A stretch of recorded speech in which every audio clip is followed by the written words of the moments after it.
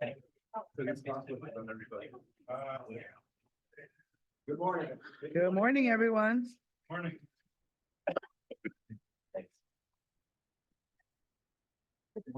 Good morning, sir. All right, good morning. The February 23rd Board of Directors meeting is now called to order. First, I'd like to ask our interpreters to explain how to access interpretation. So please go ahead. Announcement from interpreter. To use the interpretation feature, please scroll to the bottom of the Zoom screen where the meeting controls are. Click on the interpretation icon and select English as your language. If you are joining through the Zoom mobile app, cell phone, tablet, etc., please press the ellipsis, then interpretation, and then choose your language. Finally, click on mute original audio to not hear the original Spanish low in the background. Headsets are available for interpretation. If you are in the meeting room, please check out a headset from the receptionist in the lobby. Aviso por parte del intérprete. Para hacer uso del servicio de interpretación, favor de desplazarse a la parte inferior de la pantalla de Zoom, donde aparecen los controles, haga clic en el icono de interpretación, globo terráqueo, y seleccione Spanish, español. Si está utilizando la aplicación móvil de Zoom, celular, tableta, etc., presione los puntos suspensivos, luego interpretación y luego el idioma. Si no desea escuchar el audio original en inglés en el fondo, por favor seleccione Mute Original Audio, silenciar audio original. Contamos con auriculares disponibles para el servicio de interpretación. Si se encuentra en la sala de reunión, favor de pedir auriculares con la recepcionista en el vestíbulo. All right, thank you very much. With that, I'd like to take a moment to acknowledge the land that we call home, the tribal nations of the San Diego region. ¿Qué pasó? Hacer el reconocimiento a las tierras de esta región. Bueno, le podemos oír todo lo que dice. You want to go ahead and put yourself on? You were good, right? Okay. All right. With that, I'm going to take a moment to acknowledge the land we call home. The tribal nations of the San Diego region have historically faced injustices. We acknowledge the harmony that existed between the land, nature, and its original peoples who have since endured displacement, persecution, and systemic oppression. We pay our respect to the unceded territory and homelands of the 18 tribal nations of our region, the most in any county in the United States, from 4 cultural groups, the Kumeyaay, the Guiño, the Luiseño, the Caupeño, and the Cahuilla. This land, can somebody help me with the light? This land has nourished, healed, protected, and embraced them for many generations in a relationship of balance and harmony. As members of the SANDAG community, we acknowledge this legacy and we aspire to learn from indigenous traditional knowledge and experiences in undoing the injustices of the past. With that, please join me in the Pledge of Allegiance. Somebody turn on the light. I think someone hit a switch. Oh, We're looking. I pledge Allegiance to the flag of the United States of America and to the republic for which it stands, one nation, under God, indivisible, with liberty and justice for all.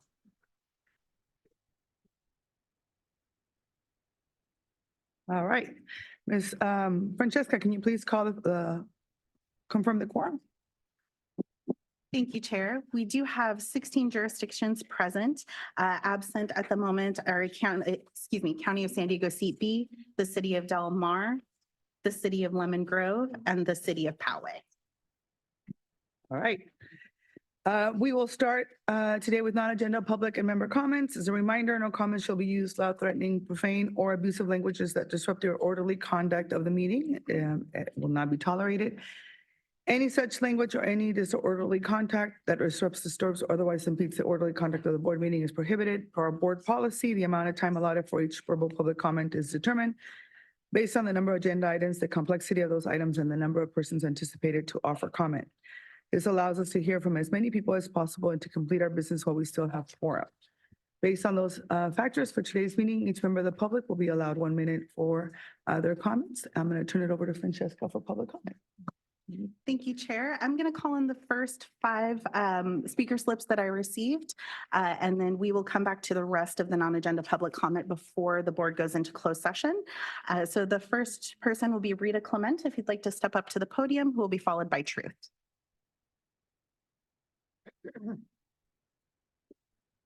Good morning, Chair Vargas, SANDAG board members, and SANDAG staff. My name is Rita Clement and I live in Chula Vista. I am a volunteer with San Diego 350.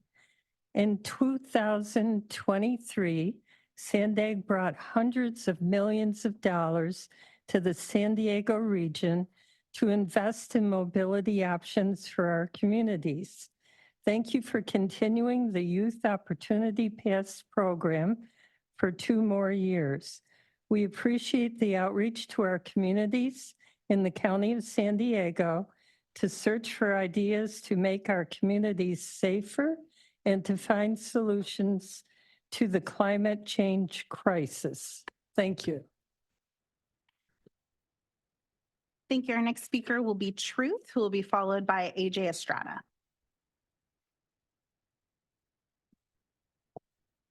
All right, Nora, did I hear correctly at the last meeting that you laughed at me pointing out a typo? How uncivil.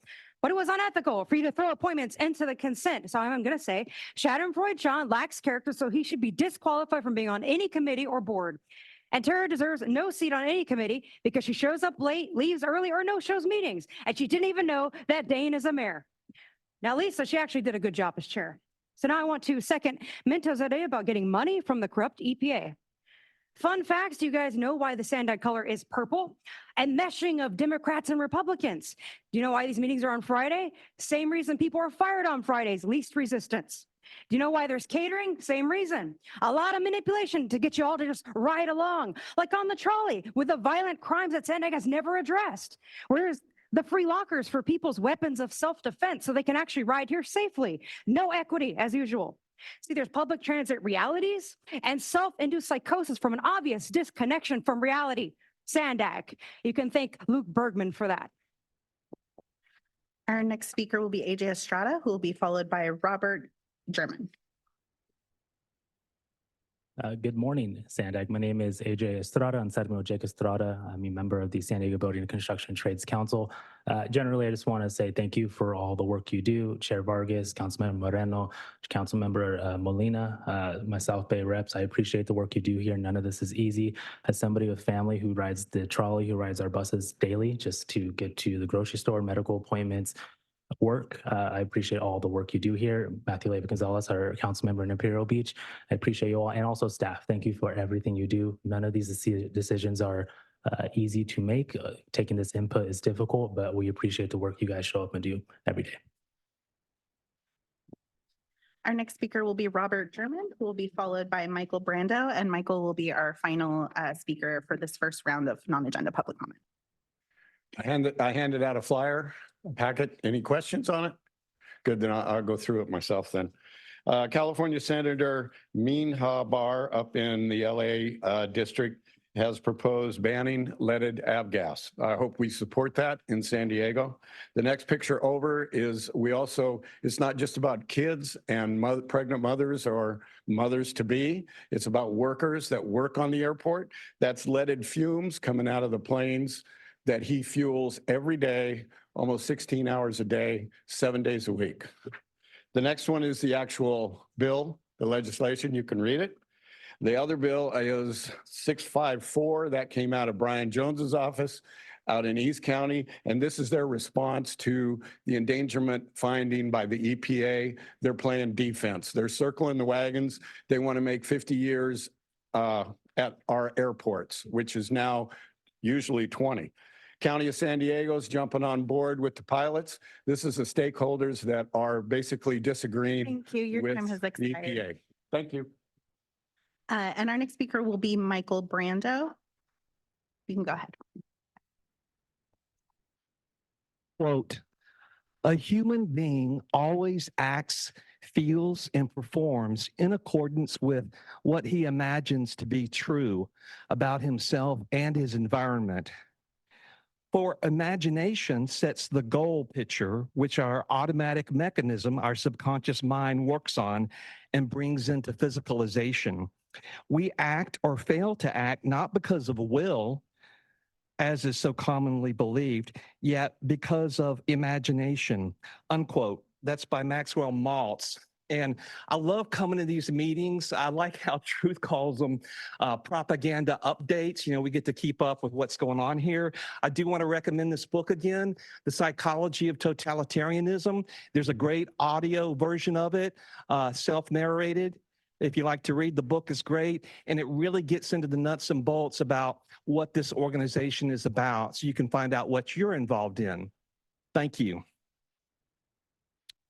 Thank you. Before the board goes into closed session, I'll call on the following folks who have turned in a speaker slip for this item: Corey Schumacher, B. Mittermiller, Paul Consuelo, Mark, and on Zoom, Camilla Rang, Angelina Neglia, and the original draw.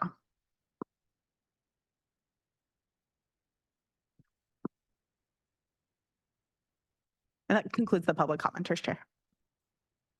Thank you.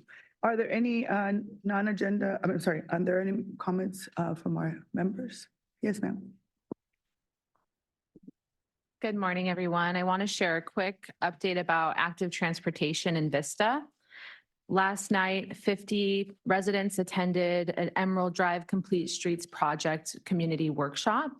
And this project is meant to increase safety in that corridor, reconnect neighborhoods, provide safe routes to school, better bike and walking infrastructure. And that's some of the greatest turnout that we've received so far. So the community is really enthusiastic about these types of projects. And I've been speaking with our SANDAG staff about making sure that our city has all the technical assistance that we need to be able to be competitive when we're applying for grant funding for active transportation projects. But I also want to share with my colleagues that myself and other board members here desire for more funding to be allocated to active transportation projects. And if our board does so, projects for safety, connectivity, and quality of life will be possible in our neighborhoods. Thank you. Thank you. Any other? Nope. All right.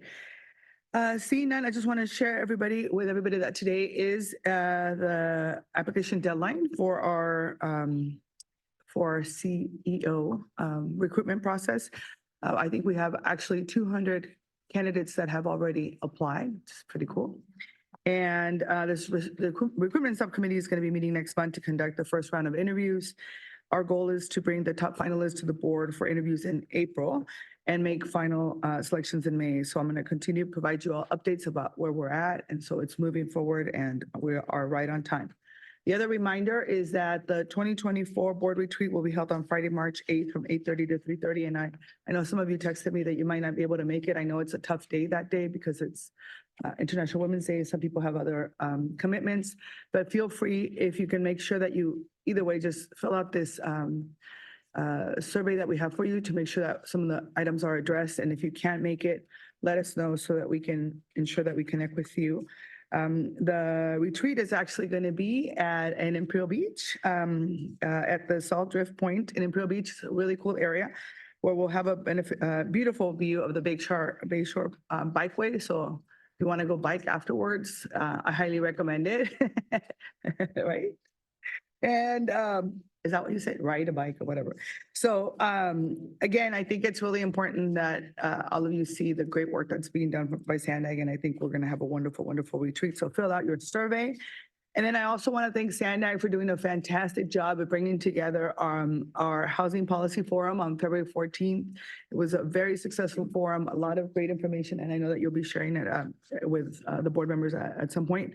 But absolutely top priority for all of us, especially affordable housing in our communities.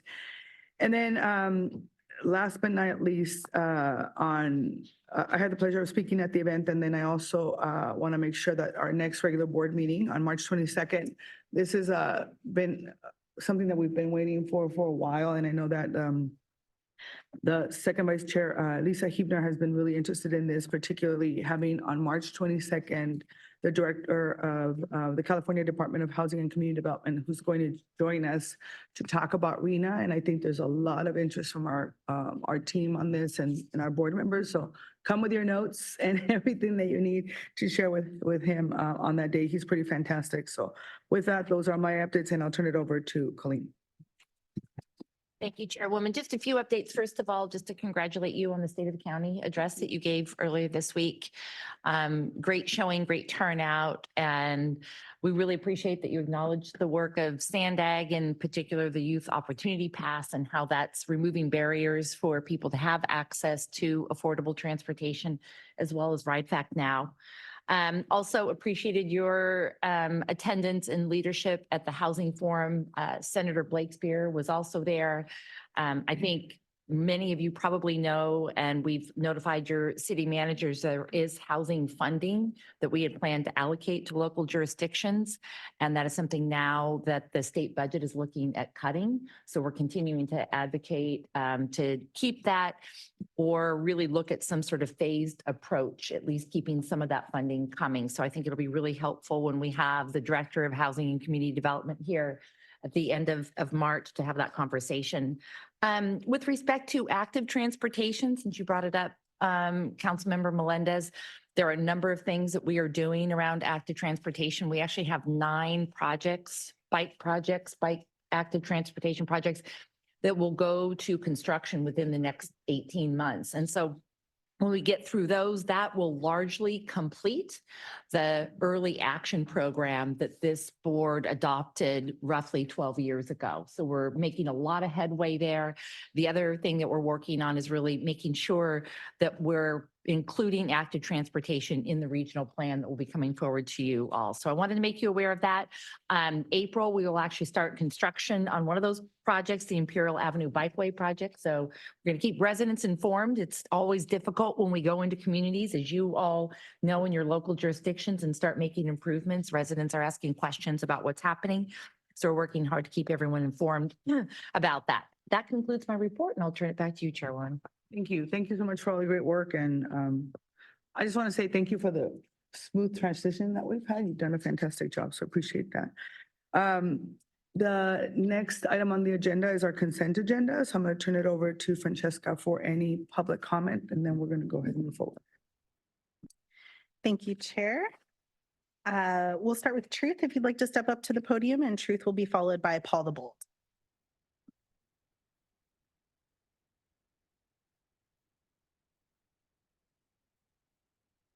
Right, item 2, page 8 has a typo on the word no. I know SANDAG has a hard time understanding that word. Item 3, no to SANDAG's low emission zones and electronically controlled roads. Item 4 is $434 million to push bike lanes that nobody uses, and for MTS public transit that only a few dare to risk their lives riding. Item 5, no to most of the legislative program, which includes tyrannical tracking tech, UN stupid growth, covering the city of San Diego's negligence, and various ways to erode our southern border. Item 6, this is a 4.9% jacked up scam to ensure only stack and packs are built. But why is SANDAG using LA-based numbers instead of local numbers? Item 7, who cares about pedestrian safety if there's not even public transit safety? For real discussion on the San Ysidro design, refer to my past MTS comments. Item 8, how is 8825 Via La Jolla Drive being given to MTS when that's the address to Whole Foods? SANDAG on the whole needs a performance evaluation. In only 3 months, SANDAG credit cards racked up over $186,000, and over $3,200 was spent just on these meetings. And why is the charge different every meeting if the same amount of people allegedly always attend? And there's typo on the $1,000 house party. Your time has expired. Next, we'll go to Paul the Bold, who will be followed by Consuelo.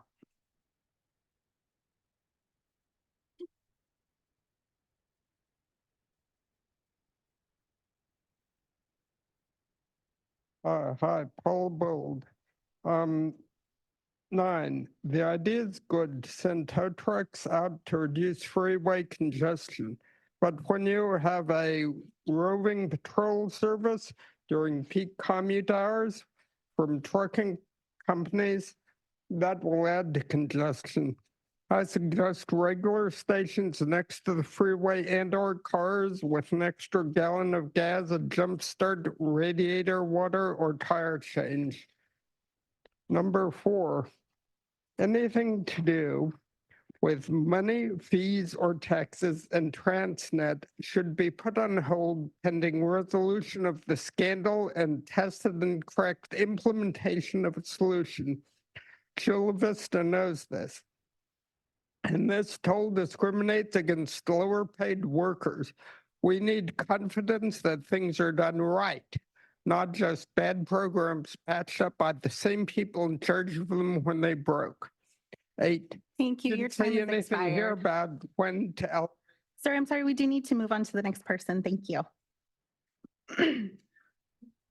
Our next speaker is Consuelo, who will be followed by Mark.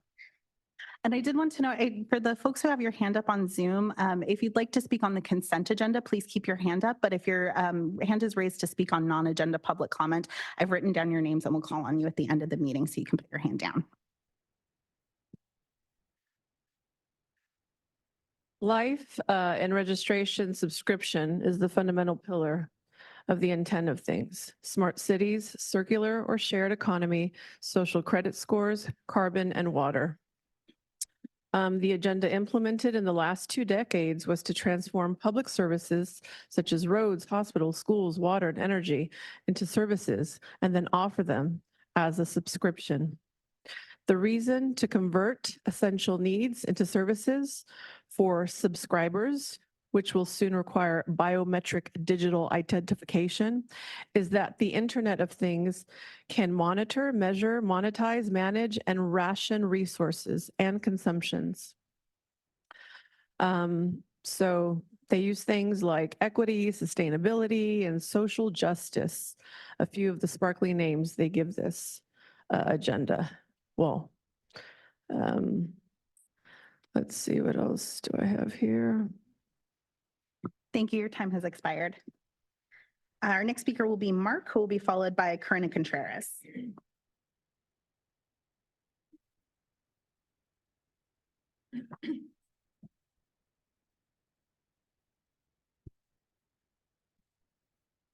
Mark, a minute is an insult. No to ULEZ zones, ultra low emission zones like they have in Europe. No to treasonous UN agendas. No to bond-backed projects that double the cost with interest. No to tracking everyone with ALPR cameras. High-speed rail could have been a good thing. It's a good technology, but of course you're going to make it cost way, way too much. Totally unsustainable. And that, in fact, there's a video. It's called something like 10 Things Wrong with High-Speed Rail that everyone should see on YouTube. This is really sad because it could have been a good thing. It's not that the idea of the technology was bad. The UN, this entire meeting is a tiny group that control this, and they know who they are doing UN agendas that are completely against American values and sovereignty, 100% diametrically opposed. And later, I'll talk more about that when I have more time. But yeah, no to all of this. It's just absolutely absurd. And 1 minute's an insult. Our next speaker is Karina Contreras, who will be followed by Mike. Thank you so much. My name is Karina Contreras in my capacity as Transportation Policy Advocate for Climate Action Campaign. I just want to say on item 7, the San Ysidro Mobility Hub, thank you for advancing funding. This project needs to happen. Phase 1 for the active transportation. You know, this is an incredible opportunity to really decrease the friction of the economic flows between the two nations. Mexico is one of our biggest trading partners, and I just really want to thank you for moving this forward. Thank you. Our next speaker will be Mike, and then after Mike, we'll go to Zoom and start with Camilla Rang.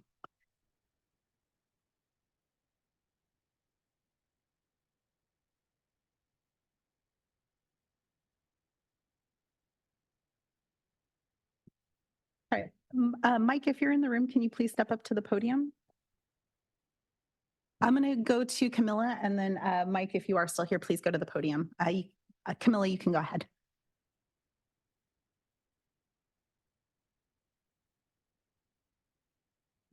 Camilla Rang, you're self-muted at the moment. Thank you. Oh, I'm sorry. I wasn't prepared. Hi, Camilla Rang from Denmark. I'm here to ask you to take a second look at other alternatives for the Denmark Tunnel than running it through the Jimmy Durante portal, which will lead to the demolition of 50 homes. This is equivalent to 2% of Denmark's housing units. Let me put that in perspective. It will mean the demolition of 11,000 homes in City of San Diego, 1,700 in Chula Vista, 720 in El Cajon, 520 in La Mesa, 520 in Encinitas, 130 in Solana Beach. 1,300 demolished homes in Oceanside. I'm convinced that none of you will be okay with this fate for your own city. So my question to you is, why are you okay with this for Del Mar, especially when there are other routes available? The planned trestle is the beginning of the Jimmy Durante portal with 50 demolished homes. We are asking you to please postpone this trestle until we know where the portal will be. There are other better routes available. Please read my letter and Angelina Neglia's PowerPoint for these routes. Thank you. Thank you. And our final speaker on this item will be the original draw. You can go ahead. Yep, everything you guys do is a punishment to the people. You're with these low emission zones and the congestion pricing and things that you want to do with that. You're going to probably bring in ALPRs and more surveillance just to ensure that people aren't going through these zones. And you're punishing people by giving them more fees to enforce your density plan. So you're telling them they have to build densely, then you're making them pay more for that density. And it's rather ridiculous. And then, you know, all this stuff we're doing with San Ysidro. It's great how we have all the illegals on our streets now, right? Oh my gosh, it's so great. I wonder how many bad things are going to happen. Who knows, right? But maybe, Nora, you can put them in your house. You should probably do that. And then this freeway service patrol, I don't know what you guys are thinking with that, because you're never going to, you know, stop and help with congestion by having more cars on the road, right? Just sitting there waiting. Are they going to have their car running? Probably, you know, just while they're sitting there. But this is never going to, you know, do any, I mean, you're not even going to have enough to just be sitting there all the time. This is a ridiculous plan. You're wasting the people's money, just like always. I did not want, excuse me, I did want to vote. Oh my goodness. I did want to note for the record that Councilmember Snow for the city of Lemon Grove, Mayor Drucker for the city of Del Mar, and Supervisor Anderson for the county of San Diego have arrived to the meeting as well. And that concludes the public comments on this item. Thank you. I'm going to turn it over to member comments. Councilmember Chula Vista. Thank you so much, Chair. I would like to pull item 5 and request an amendment. You don't have Okay.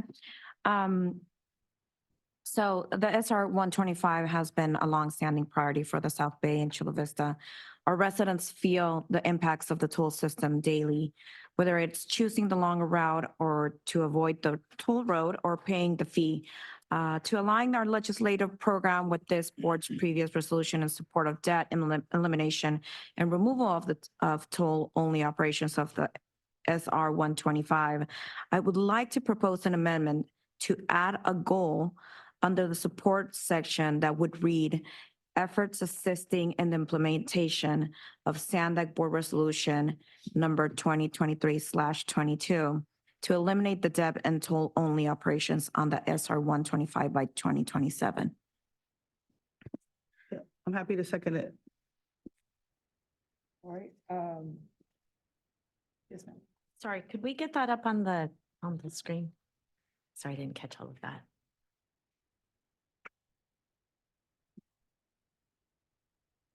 Okay, we're all getting that up on the screen. Any other additional comments on the item?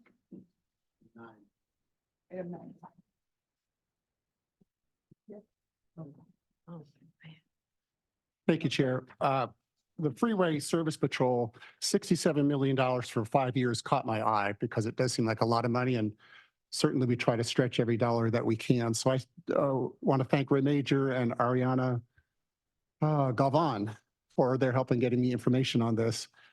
It is about $31,000 a day, a weekday for this service. 87,000 people were helped last year. That's good. So who uses this service?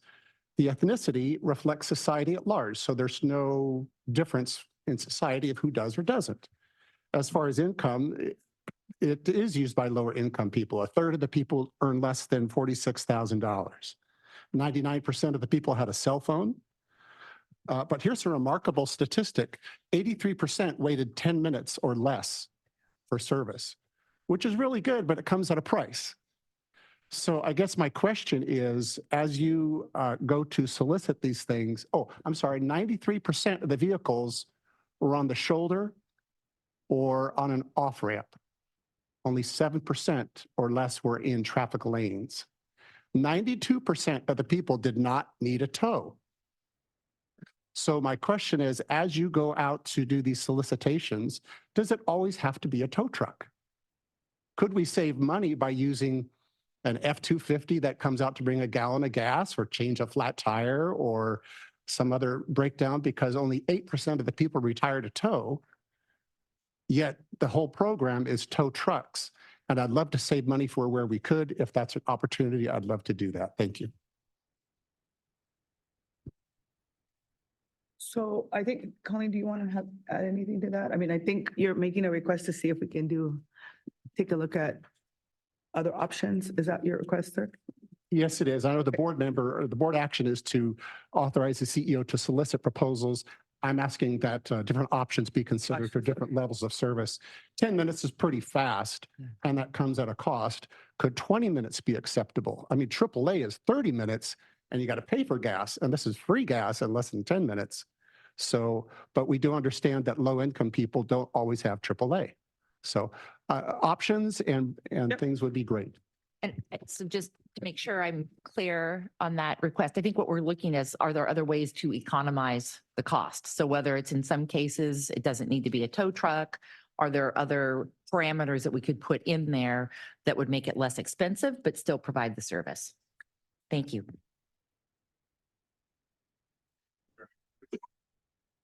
Yeah, give me 1 minute. Yeah. Why don't I let you go ahead first?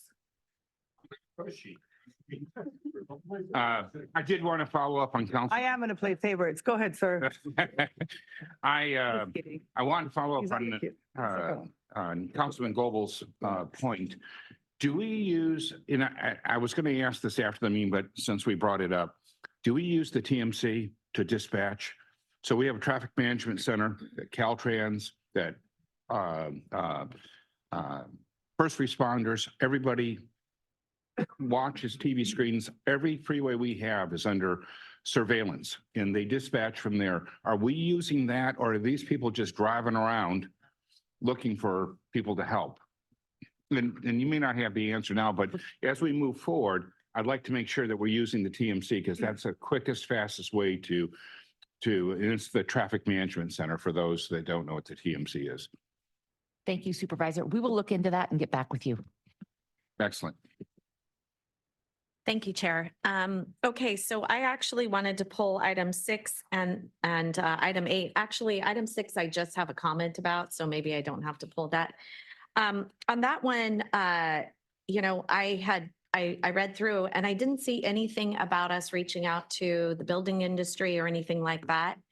So I did a little bit of work on my end, and I did in fact find out that we did reach out to the building industry, but there was no mention of it here. So I just like to save time for people like me that do want answers to this, if we could just make mention of it, that we reached out to them. They did say they have a bit of an issue, but they understand that it does need to be raised. I just, and then also if we could do maybe a little bit of homework and to figure out if this will actually slow down construction, because, you know, we're in a housing shortage. I'm just curious as to whether we actually even looked into that. And so those would be my comments about item number 6. So I guess I don't really need to pull that. But I do have a question about item number 8, and that is, so on the transparency, you know, we're always talking about being transparent, making sure that we're giving full information to the community. On page 49, there is a $31,000 charge for board and employee travel. And I thought that I asked either at the last meeting or maybe 2 meetings ago, it's been, that it would be good for us to have detail as to who that actually is that's traveling, and where we, you know, is it for airline? Is it for hotel? What sort of travel is that for the 31,000? I mean, as a board member, is it one person? We're flying them first class somewhere? You know, that's my question. Or are we putting them up in a very nice hotel that, you know, we don't really need to? Not that I don't think that nice hotels are nice. Of course they are. But, you know, since it's taxpayer dollars, I would just like further detail on that provided to us. And I know that I brought this up previously, but it would be great if it just was in here and we don't have to keep talking about it. Also on page 51, there's also a $2,600 board and employee travel, just detail on that. And then on, I do have a question about how many times we're having employee appreciation. And by the way, I do appreciate the SANDAG employees very much.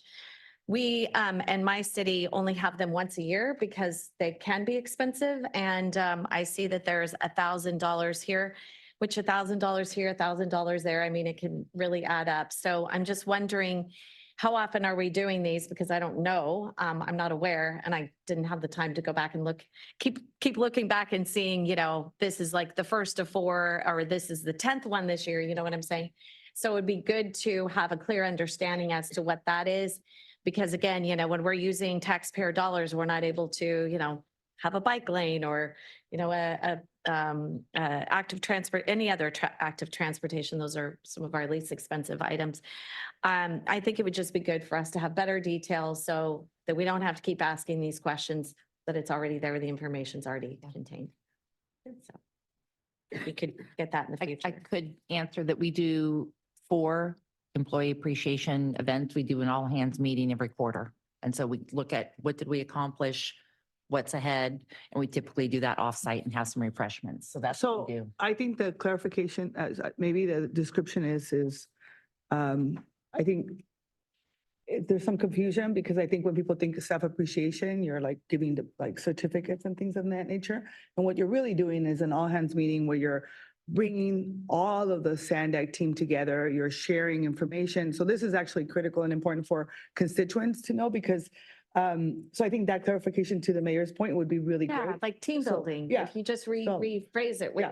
I think just, you know, for us, that would be, you know, just better clarification.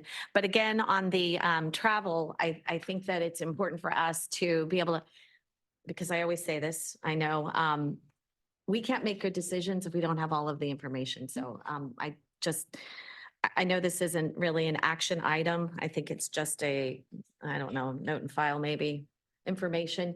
But I think, you know, if we did have, and, you know, if I found out that it was one person, and I'm not insinuating that it is, but if it was one person that we were sending to a very nice hotel, first class, I'd have an issue with that. And so I think just, you know, being. I have an issue with that too, since I don't get to go Good. first class. See? Anyway. See? So for you too, Chair, so that we could all have that information, I think Got it'd be it. great. Thank you. Mayor Minto. Good morning, everybody. So 2 things that I want to talk about. I'm going to talk about number 9 first, which is the service patrols. And it's kind of interesting.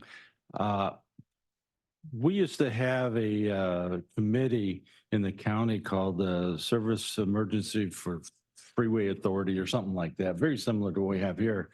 And then when, what's his name?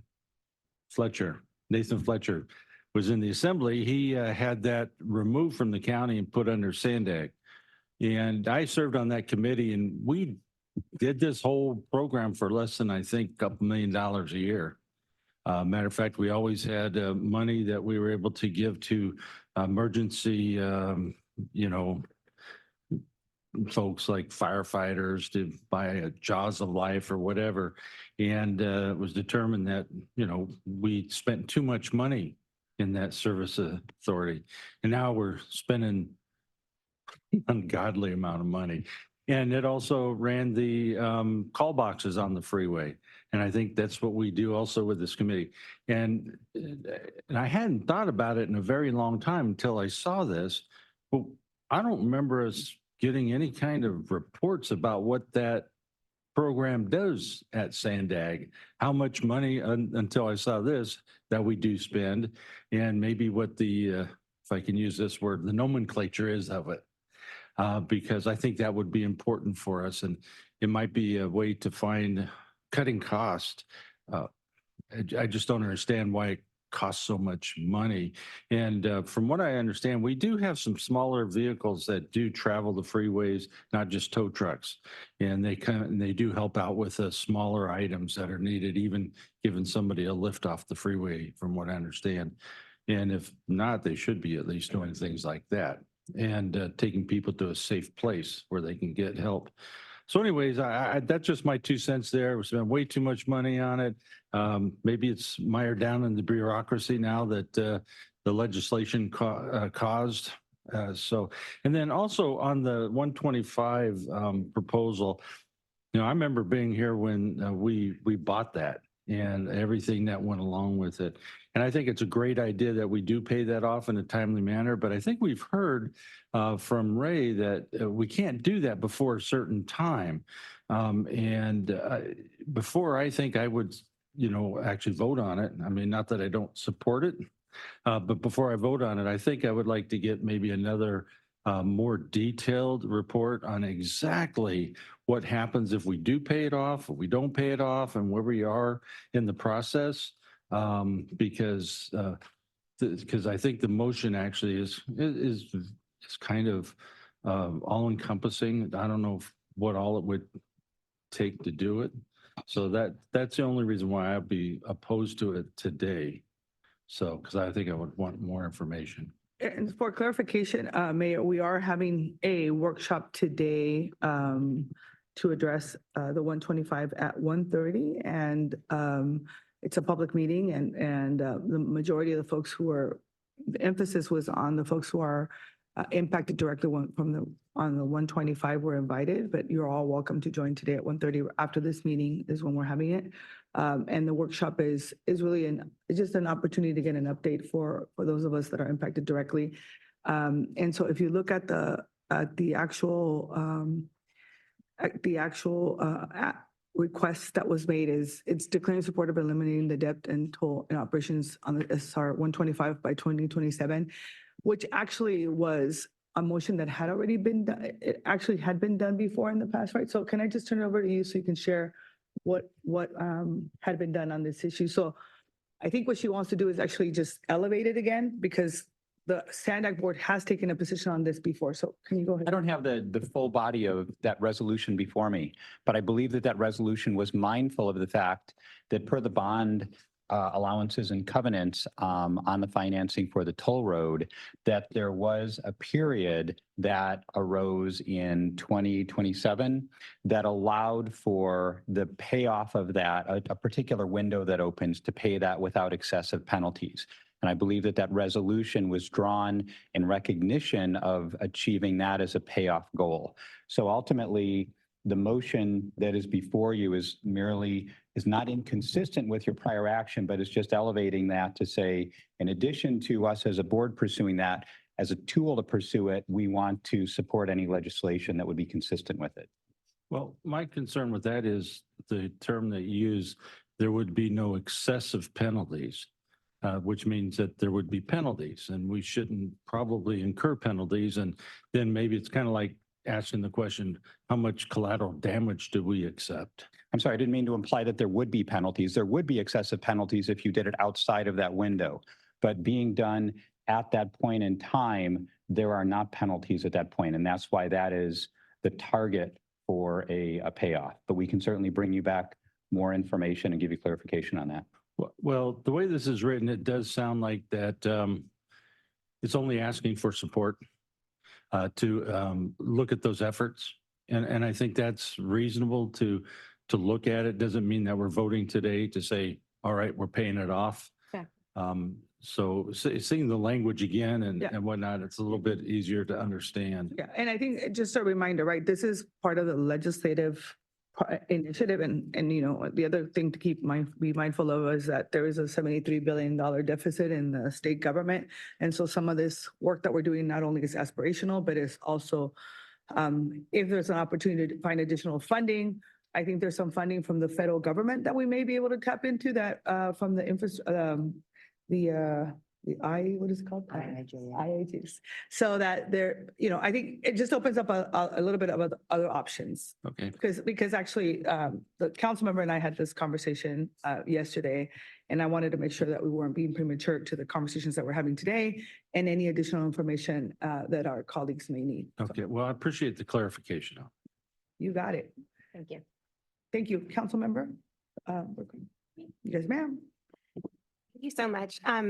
I was going to also pull item 8. I do remember us having that conversation, Mayor Jones, and my concern was not only the transparency in the spending, but when we do send staff for professional development or whatever the travel is for, I would appreciate a report back to the board of what they are bringing back to the agency in furtherance of our goals and our, mission. So that's my only request. Thanks.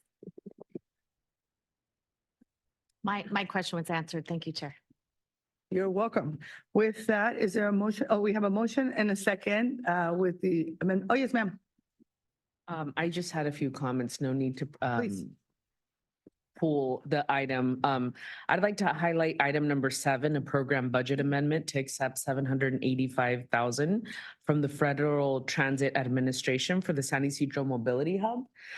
San Ysidro is the front porch of our region and our country, and it deserves a mobility hub that's fitting for the most crossed land border in the world. San Ysidro Transit Center is the busiest transit station in our entire system by a factor of 2. There are also numerous MTS bus routes, private bus companies, taxis, and jitneys that access the area. So a modern mobility hub or intermodal transit center has been needed for over, I would say, 2 decades now. And I'm pleased that this project is finally moving forward. And I want to thank SANDAG staff for continuing to work on this very important project. I do look forward to seeing the final design of phase 1 in June of this year. But with that, I'm happy to support the motion and the second on the floor. And that concludes my comments. Thank you. And I apologize. There's some confusion on the San Diego B and A, whatever. So my apologies for that. So with that, seeing no other comments, we have a motion and a second. Please vote.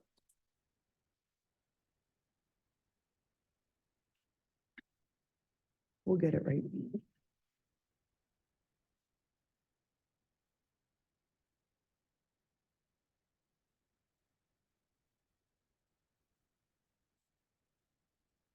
That motion passes unanimously with those members present. All right, motion passes. Next item on the agenda is item number 10, the hearing reauthorization stated public use for property acquired for the Inland Rail Trail project. I'm going to turn it over to Colleen. Okay, thank you, Chairwoman. So with this item, this is a very technical kind of issue. We acquired property over 10 years ago to complete the Inland Rail Trail. When the bids came back for that project, it turned out they were higher than the funds that we had, so we had to break it into pieces. As a result of breaking it into pieces, some of these pieces have now extended that 10-year time frame. So what we're asking you all to do is to approve that extension of time for these properties. And I'm going to turn it over to our attorneys to explain what it is specifically that we're asking you to do today. Thank you.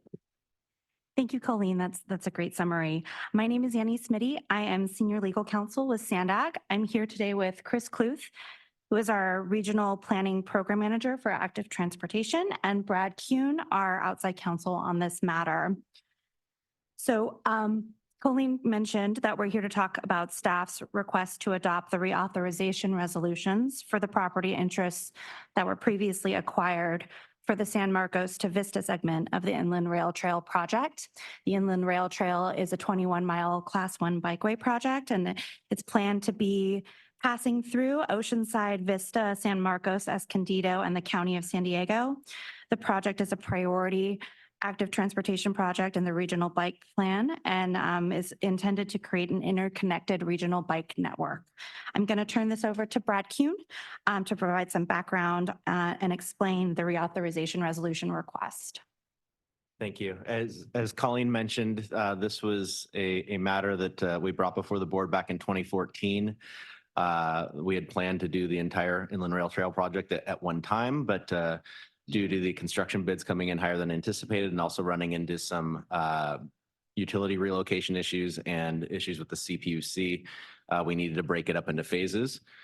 Phases 1 and 2 of the project are now complete. Phase 3, we recently opened up bids and are planning to start construction on that very soon. And phase 4 is currently anticipated for 2026. There is a California law that says when you acquire property for public use, you have to put it to that public use within 10 years, or you have to reauthorize that use or offer it back to the property owners. So in this case, we're hitting that 10-year window now. And so we're asking to reauthorize the anticipated public use of these properties because we intend to still go forward with the project.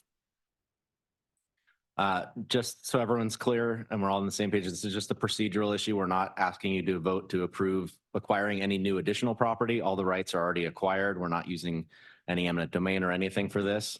There are 19 parcels that are impacted on phase 3 and 14 for phase 4. These are all very, very small sliver temporary construction easements or permanent easements for the pathway or drainage or things of that nature. No one was displaced from this project. All the matters were resolved via settlement. So there was nothing that went to an eminent domain judgment or anything like that. Chris? Thanks, Brad. Just a little more background to give you an idea of the overall project. The map here shows the entire alignment, the completed portions. We started this project in Escondido and San Marcos as part of the Sprinter construction. And since then, City of Escondido has actually completed an additional 5 miles to the east. So that's great. It's a really nice, long project. As mentioned, phases 1 and 2 were in San Marcos in the county. And then phase 3 in the city of Vista will be the next to go into construction. And then phase 4 also in the city of Vista to finish out the portion of the project that's currently under development by SANDAG. And then the final segment in the city of Oceanside, we're currently supporting Oceanside's efforts to advance the analysis and the planning of that segment of the bikeway. Next slides. And this slide and the next one kind of illustrate what Brad was talking about. These are the affected properties. The majority of the parcels are temporary construction easements. Again, they're 10 feet wide, and we need those to allow space for construction of trail features. All access for the actual construction will come from the rail trail side of the project. And all properties will be restored to their original condition when construction is complete. And there are, you can go to the next slide too. You can see there are a few portions in red that represent permanent easements where the rail trail right-of-way was very constrained and too narrow to accommodate the construction of all features. These also show a couple of areas where there are permanent easements that formalize city access to utilities and other maintenance activities. Next slide. A little more on the schedule, kind of touched on this already. Phase 3, we opened bids last week. The apparent low bidder at this time was actually just under the engineer's estimate, so we're very happy with that. We're currently going through and analyzing the bid to make sure everything is good to go. We expect that to come back to the board in the near future to award that construction contract. And then phase 4 is in final design right now. We expect that to go out to bid in approximately 18 months. We have about 50 to 60% of the construction funding in hand at this point. And between now and then, we'll continue to actively look to bridge that gap with other funding sources. And I think that is it. And then I would hand it back to Brad. Thank you. So as I mentioned, what we're asking the board to do today is adopt a reauthorization resolution, essentially making the findings that these property interests that were previously acquired are still intended to be put to a public use. We require a 2/3 vote of the board in order to move forward with that process.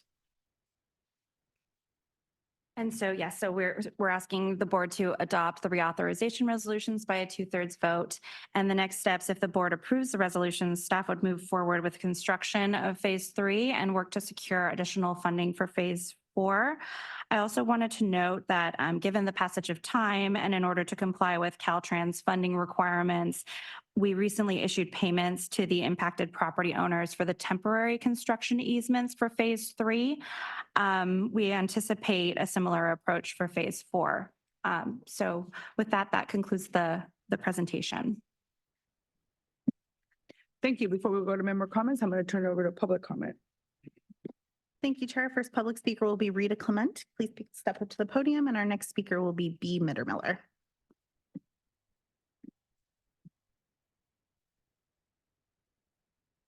Good morning, Chair Vargas, SANDAG board members and staff.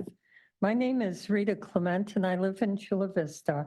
I'm a volunteer with San Diego 350. We support reauthorization for the Inland Rail Transit Project. This project develops a prioritization process that emphasizes a multimodal approach and prioritizes projects based on a set of criteria such as safety, equity, sustainability, and connectivity. This project is for the public use and is a good example of collaboration in the San Diego region. The completion of this 21-mile bikeway will not only offer residents active transportation and improved health, but also more good-paying union jobs. Thank you for your hard work on this project. Our next speaker is B. Mittermiller, who will be followed by Truth. Good morning, Chair Vargas and board members. My name is B. Mittermiller. I'm with San Diego 350. San Diego 350 strongly supports reauthorization of the Inland Rail project before the expiration date. A delay would needlessly result in a significant increase in the cost of the project. In addition, the Inland Rail Trail project represents an important alternative to cars for residents of North County, where freeway congestion has become intolerable. The first two phases have been completed. It would be senseless to delay the reauthorization while the project has come this far and while the benefits of a connected Class 1 bikeway are so great. Thank you for your work on this project. Our next speaker will be Truth, who will be followed by Mark.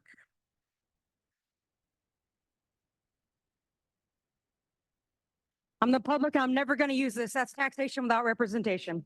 One, a private business masquerading as government doesn't have any business taking up land or breaking anything into pieces. Two, SANDAG's got an extensive history of inflated, expensive projects. Example, $4 million mile bike lanes. Three, SANDAG projects are usually ridiculous. Examples, dead holes underneath homes in Del Mar, or a privacy invasive trolley from Mexico, but not even a trolley to North County or for Riverside County.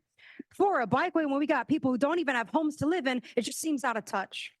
Five, some people on this board pretend they care about people's health, but if bike lanes remain empty, who's healthy?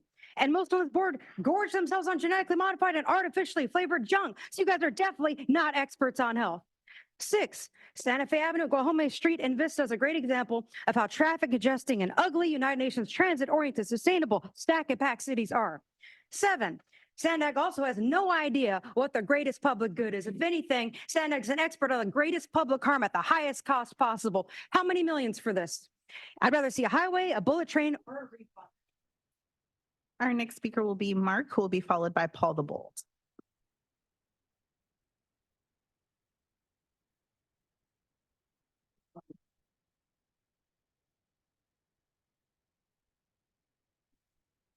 Mark, first of all, who the hell gave SANDAG the power of eminent domain?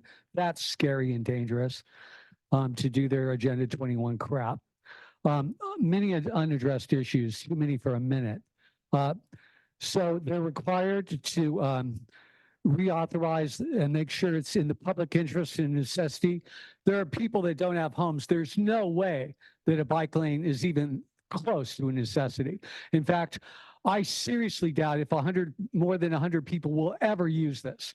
And there's absolutely no doubt that almost nobody except really like trained bikers who are trying out for a triathlon will be going all the way to the beach and back with this trail. I'll bet the trails we have now are almost never used.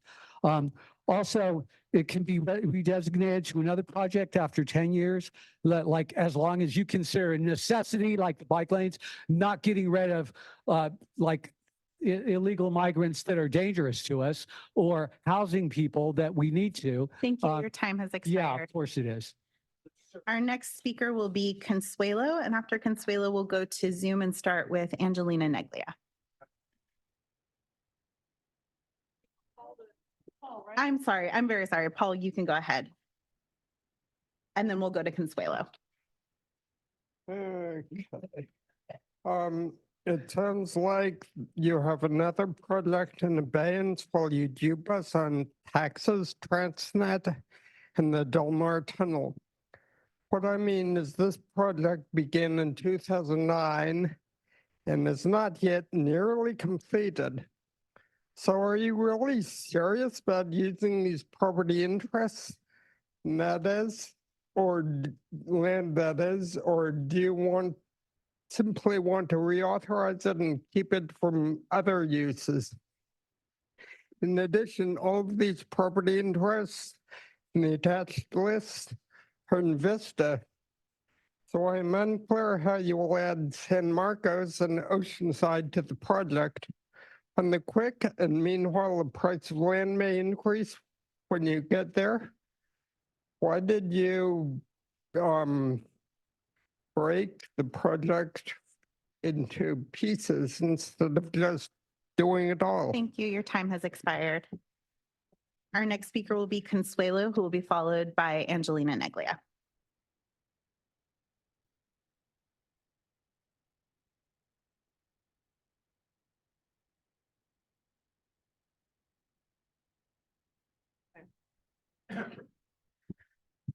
This board is beyond out of touch, and many people in this room are out of touch as well.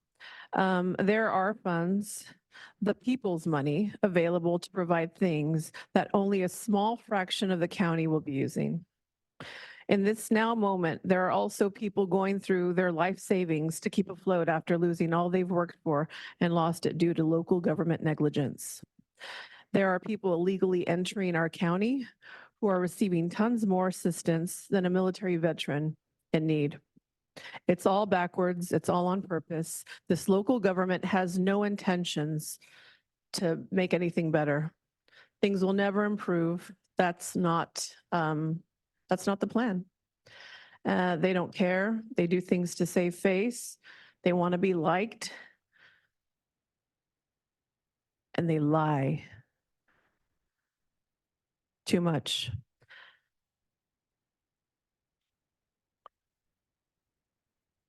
And they don't like to listen. Thank you. Your time has expired. Our next speaker will be Angelina Neglia, who will be followed by Steve Gelb. Hi, can you hear me? We can. Great, thank you. And I'm Angelina Neglia, and I appreciate your forum. And I wanted to let you know I represent the Coalition to Save Del Mar. We're over 3,000 residents, and we have our own environmental team, hydrology team, geotech team, and we sent a PowerPoint to you all, which should have been printed and provided to all of you because a minute can't cover the details of this. But we want to let you know we thank SANDAG for all the meetings that we've had, and Colleen and Danny Vey. We've learned so much, and we have come up with an option that actually works where there's no tunnel under Del Mar and no eminent domain whatsoever, no impact for the fairgrounds whatsoever, no impact to the lagoon, and utilizing your trench, which we're already going to be double tracking and excavating to put the portal in the trench and create a 6-acre park across the top of it. So Solana Beach isn't divided in two.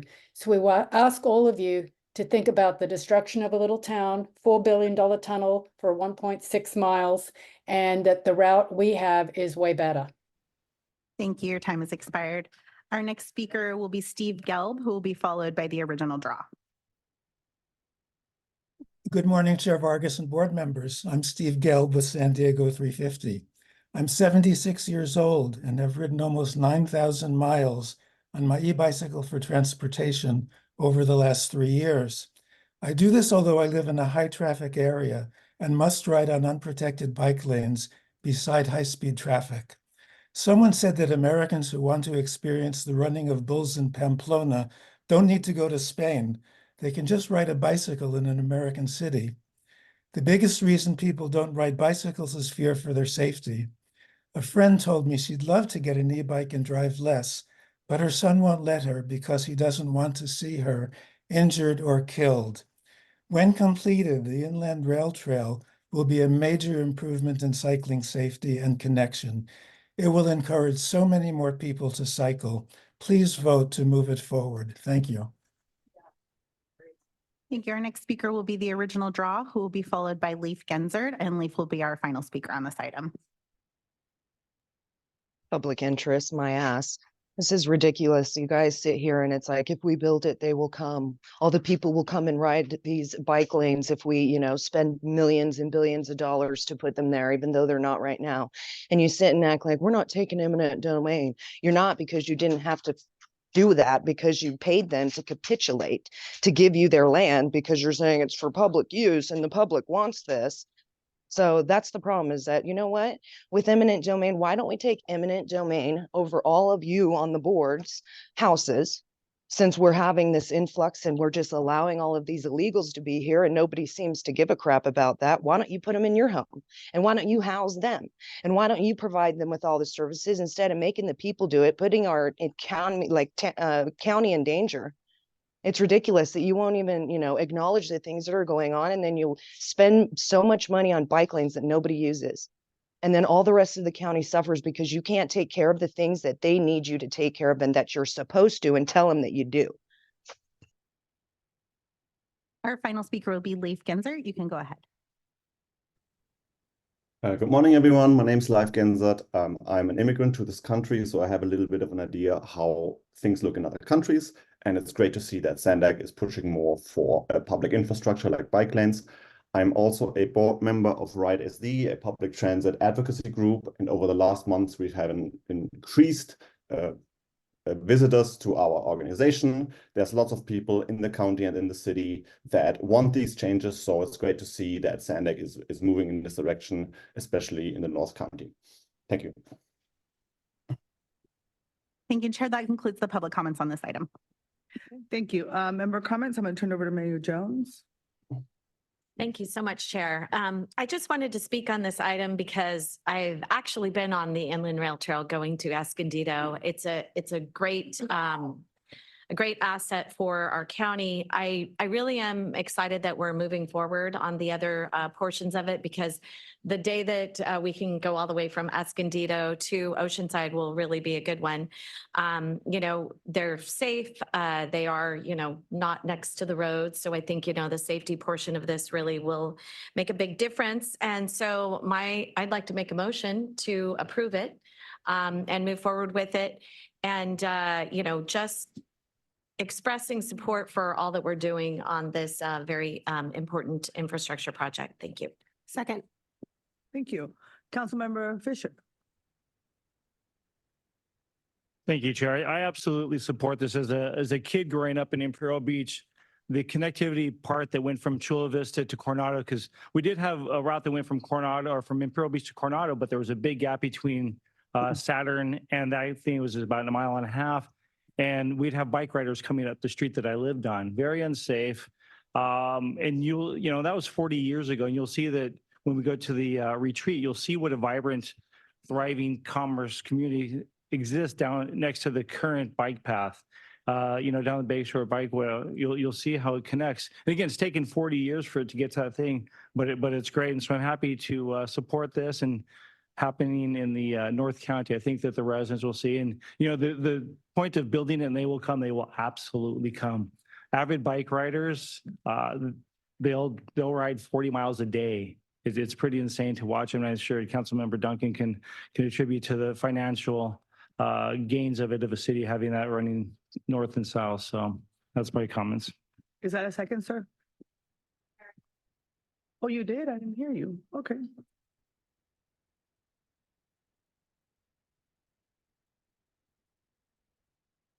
Thank you. Yes, as someone who has been a cyclist for commuting purposes for over 30 years now, I do think that, to reemphasize the point that was just made, that the concept of as they build it, they will come is very true. When I was cycling to work 30 years ago, I might see one other cyclist commuting at that point in time on the roads that I was taking. Biking here today from Solana Beach, I probably saw 50 to 60 other cyclists commuting on the route that I was taking, maybe even more than that, and being able to access facilities such as the Rose Canyon Bike Trail, the Rose Creek Bike Trail, and now some recently new completed infrastructure on Friars Road that I was able to use today. It makes the ride much more enjoyable, much more likely to do it. And it provides real impacts. In my household, it allows me being able to bike everywhere, allows me to get by with one fewer car. And I can tell you from personal experience, one less car is a lot of money saved. It's a lot of money saved. So if other people are able to take advantage of this, I think it's great. One nitpick, the nice thing about the Friars Road facilities it's great, it's beautiful, but I did end up running into a landscape truck that was parked right in the bike lane and forcing me to get, oh, I didn't run into it. I was forced me to get off, forced me to get off my bike and carry my bike around it. So there are things still to be worked on, but I'm fully supportive of this and excited to see more infrastructure getting built in the county. Thank you. Thank you. Deputy Mayor Edson? Thank you, Chair. I'd like to echo the comments from the other board members and add that NCTD supports adoption of this item. Phases 3 and 4 of the project are located in the NCTD right-of-way and will provide multimodal access to 5 Sprinter stations along the route. Thanks. Councilmember Burkholder. Thank you. I'm happy to support this. And also, I just make a little request of staff to bring back a report on the current and future funding plans for the Coastal Rail Trail. It's very popular. We've been waiting for a couple of decades for the completing of that project. So if you guys could let us know, because this update was so helpful, I think it might be helpful for others to get an update on the Coastal Rail Trail. Thanks. Mayor Dorker. Yeah, thank you very much. As being a member of the North County Transit District Board, when this project Sprinter was initially initiated, it's wonderful to see that the rail trail at this point is coming to fruition. And I'm very happy to support this. Okay, thank you. And Sunita. Yes, I do support this. I think that the one point I would make is that we are kind of redefining early action, because I think it was 12 years ago that we started. So it's taking a long time. We were fortunate in the city of Encinitas to have our first reach constructed, and we desperately want the other 3 phases to be built as well. So I think we should look again to figure out how we can accelerate the pace of this, because if you build it, they will come, is what we're finding. Will we ever get, the 20% mode shift that we would all love to have? No, but every time we build a facility that makes people feel safer on their bikes, our region definitely benefits, and it does leave more space on roads for people to drive. Thank you. Councilman Rashid. Thank you. I think this is great. Regional bike trails are great, and since we're a regional agency, of course, this is one of the things we're involved with. But I want to support this, as well as keep in mind that interconnectivity for bicyclists is important, and commuter routes are what is important. We put a lot of emphasis on these regional trails that are scenic, wonderful, but they're very long, and let's face it, a very small number of people can ride for that length of distance. Typically, people are riding small sections of it. So I hope we carry this enthusiasm for this kind of bike trail, as well as all the other kind of bike trails that our own cities have and other regional connections. That's what's really going to change our mode shift in terms of bicycling. So I hope that's where we go emphasize, as well as bike safety in our local streets. To me, that's what's the real impediment in changing mode share.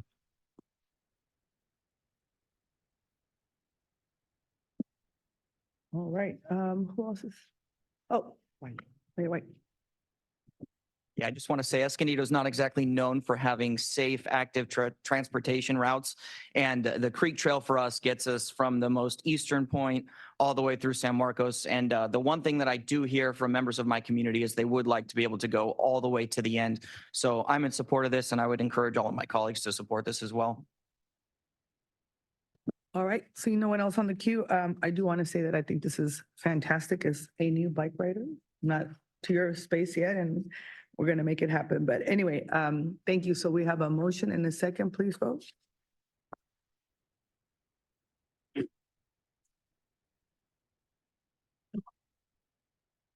that motion passes unanimously with those members present. All right, thank you. The next item on the agenda is the airport transit connection update. I'm going to turn it over to Colleen. Thank you, Chairwoman.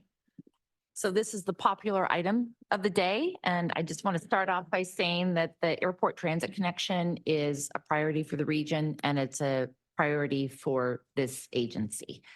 And last summer, our team brought to you a presentation that went through a number of different options for how to connect the airport to high-speed, high-quality transit. At that point in time, we had a timeline that indicated we would issue a notice of preparation for an environmental document for a particular alignment. And since that time, I have asked my team to take a look at that timeline, take a look at what absolutely needs to be done so that we can deliver this project in the most efficient way possible.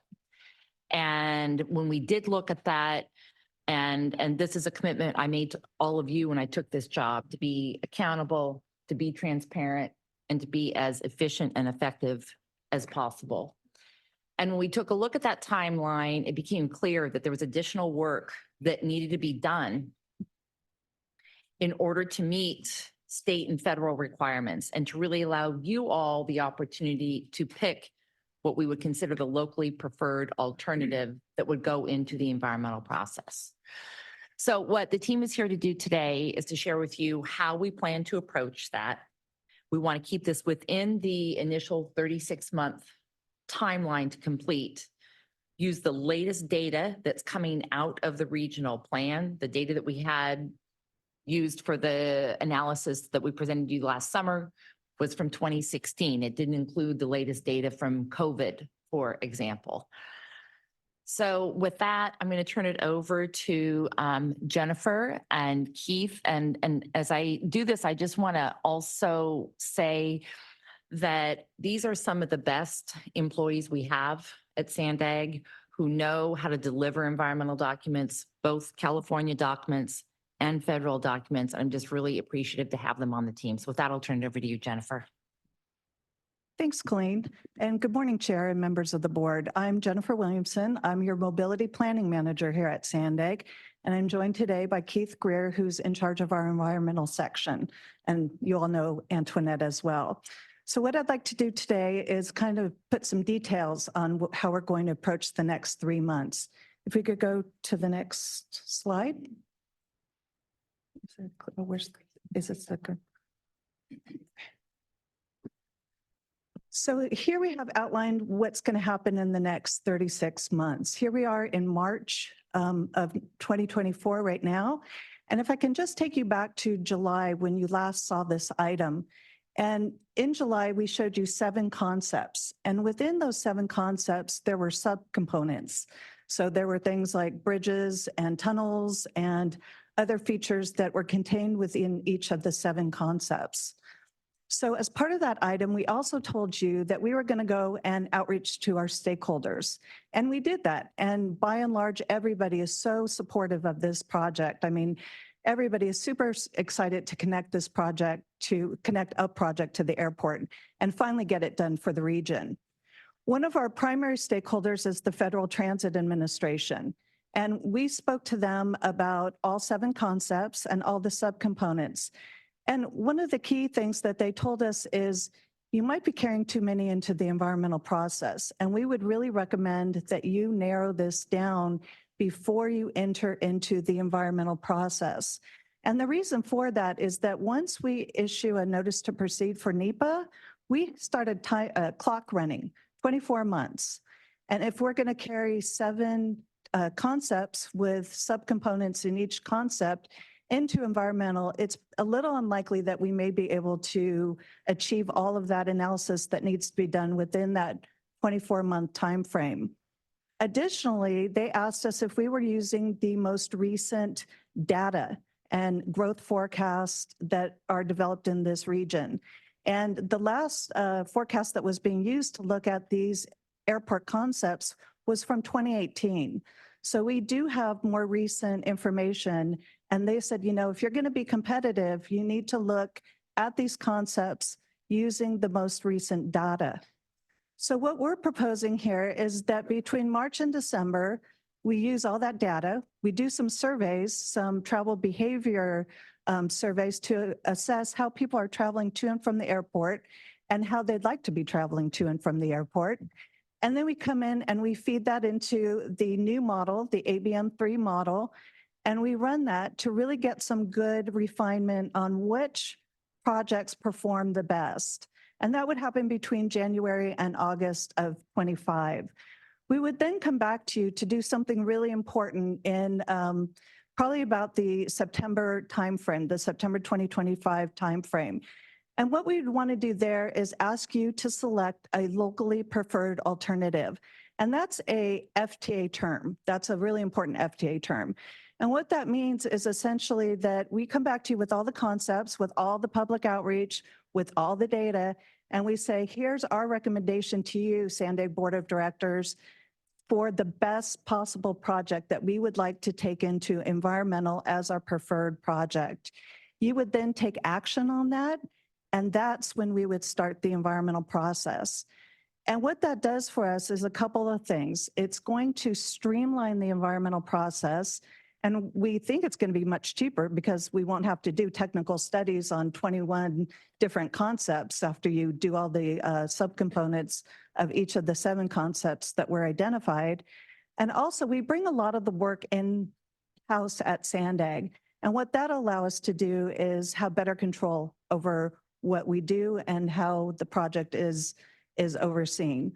So with that, in September of 2025, or I'm sorry, September of 2026, excuse me, we would come back with that locally preferred, no, I'm sorry, September of 2025, I'm getting my years mixed up here. September of 2025, we would come back to you with that locally preferred alternative.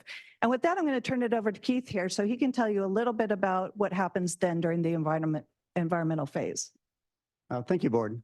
So once the Board confirms a locally preferred alternative, that's a description of what you want environmentally cleared, then SANDAG and the FTA can move forward immediately into environmental clearance process. So you might recall that there's a state process called the California Environmental Quality Act, and there's a federal process called the National Environmental Policy Act, 2 processes. And what we're proposing to do is you run both those processes concurrently. So you do a joint scoping meeting, you do 1 joint document, you do 1 public review of that joint document, and you finalize it. It's very efficient, and it's a proposed project that we actually proposed for this one is the same we did for Midcoast. So it's something that SANDAG has done with FTA before. The federal requirements mandate that this process be done in 2 years. And so right now our proposal is to get it started in the fall of 25 with a draft EIR, which is the name of the document, done late in the year in 2026, and then finalized in 2027. So while Jennifer's team's working on collecting the data analysis and the modeling runs, which are necessary for the environmental document, we will also be making the project what the FTA calls NEPA ready. So what they're talking about is preloading the project, doing all the preparation, so when you hit environmental work, you can make it go fast. So there's things like scoping out the environmental document, making sure you have all technical reports done, identifying all the federal players and their roles and responsibilities, and starting any coordinations that's required. There's a slew of behind the things that you never see that we have to coordinate. But the key here and the takeaway is that we get that all done right. As soon as the board takes action and picks a locally preferred alternative, we can move forward very fast. And so the timeline here is one we've done before. It makes sense to combine these efforts. And if you're looking for an analogy right now, we're doing the same thing with the low SAN realignment, where we're doing a lot of prep work up front prior to starting environmental.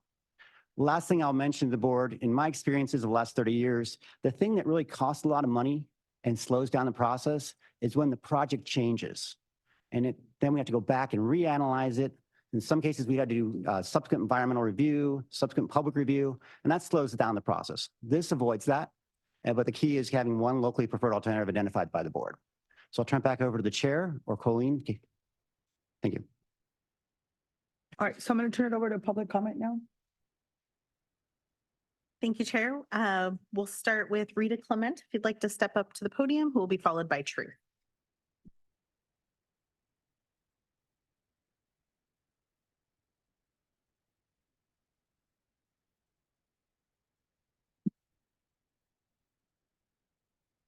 Good morning, Chair Vargas, SANDAG board members and staff.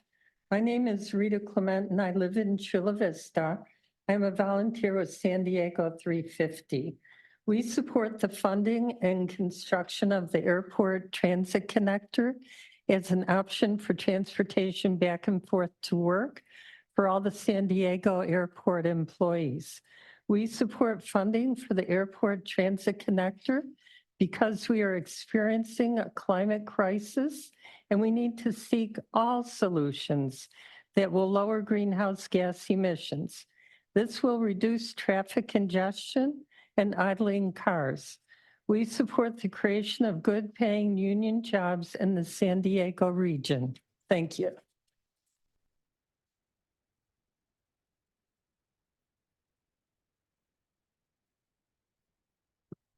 Thank you very much. Our next speaker will be Truth, who will be followed by Robert German. All right, I don't want to go to the airport. I don't want to pollute with massive GHGs like SANDAG does with constant flights to DC. SANDAG should be discouraging flights. But it sure was nice of the SANDAG team to lower the options in order to reduce cost, not reduce choice. No, I'm not a conspiracy person, but SANDAG is. SANDAG is aligning their travel behavior assumptions derived from digital twins from companies like HNTB, 3D computer modeling, playing expensive video games with our lives. And if the predictions show people getting older, that means they'll have higher health bills and they won't have money for flights. And so they wouldn't benefit from an ATC of any kind. Our elders, you guys, would benefit from bullet trains instead. Some of you can barely see to drive as it is or read. So this idea would really help the kind of accessible mobility issue. But my series solutions, 1, already existing inefficient, unclean, and unsafe trolleys being extended to the airport. Or 2, no connection. Don't waste billions of the people's money for something very few people would actually use or benefit from. Because according to SANDAG's theories, promoting airplane transit destroys the environment and pollutes the atmosphere. Put your money where your mouth is. Our next speaker will be Robert German, who will be followed by B. Mittermiller. Please collect data and analyze updated data on having an international airport at MCAS. The FAA has a program with the military called, and I had it written down, but I crossed it out 3 times, Military Airport Program. Biden's infrastructure also demands a hard rail system to connect its airports. The trolley mover or the pedestrian mover won't work. MCAS is in the center of San Diego County, not down in a left-hand corner on the bay in a bowl where the planes have to use a lot more fuel and cause a lot more pollution. Please use that as your LPA MCAS in a co-joint airport. Thank you. Our next speaker is B. Mittermiller, who will be followed by AJ Estrada.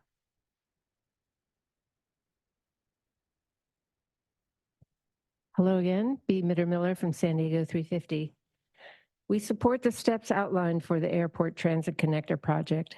The plan indicates a careful process to ensure that funds will be spent conservatively and that advice from the Federal Transit Administration is taken concerning environmental clearance while using the most up-to-date regional planning and travel assumptions.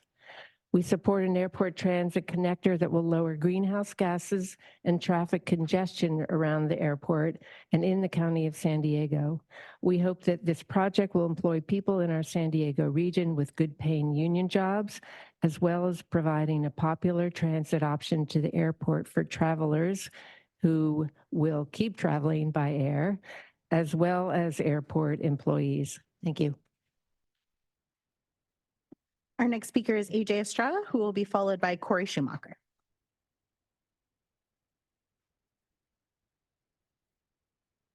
Chair Vargas and board members, my name is Anselmo Jake Estrada, AJ Estrada, here on behalf of the San Diego Building and Construction Trades Council and our 30,000 plus members across the region. I'm here today to urge the board to be assertive, to be deliberate in your work to move the airport transit connection project forward.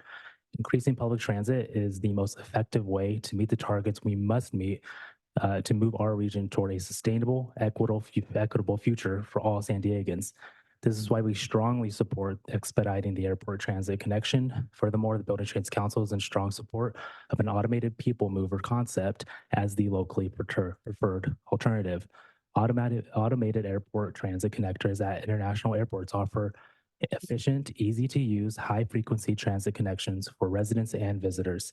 Frankly, it's frustrating that a region as diverse, as dynamic as ours does not have a similar option to serve our needs. It's time we invest in a regional transit connection to and from the San Diego airport, which will generate good local, high road, family sustaining jobs for San Diego workers. Thank you. Our next speaker will be Corey Schumacher, who will be followed by Francisco Peña. Good morning, Honorable Chair Vargas and board members. My name is Corey Schumacher. I'm here in my capacity as the political director of IBEW 569, representing 3,600 union electricians. We are here, as we were last July, to urge the board to expeditiously pursue the airport transit connector.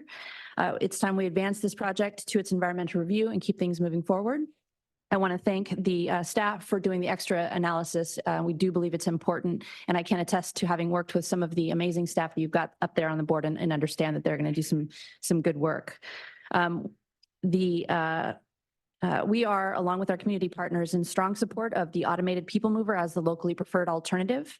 One of the reasons I used to take the Oakland airport instead of the San Francisco airport when I lived in the Bay Area was because they had an automated people mover, made it very convenient. IBEW 569 is supportive of an APM because, among other things, it provides the greatest GHG reduction and will provide high road family sustaining jobs for local workers. Thank you very much. I think our next speaker will be Francisco Peña, who will be followed by Christopher Allen.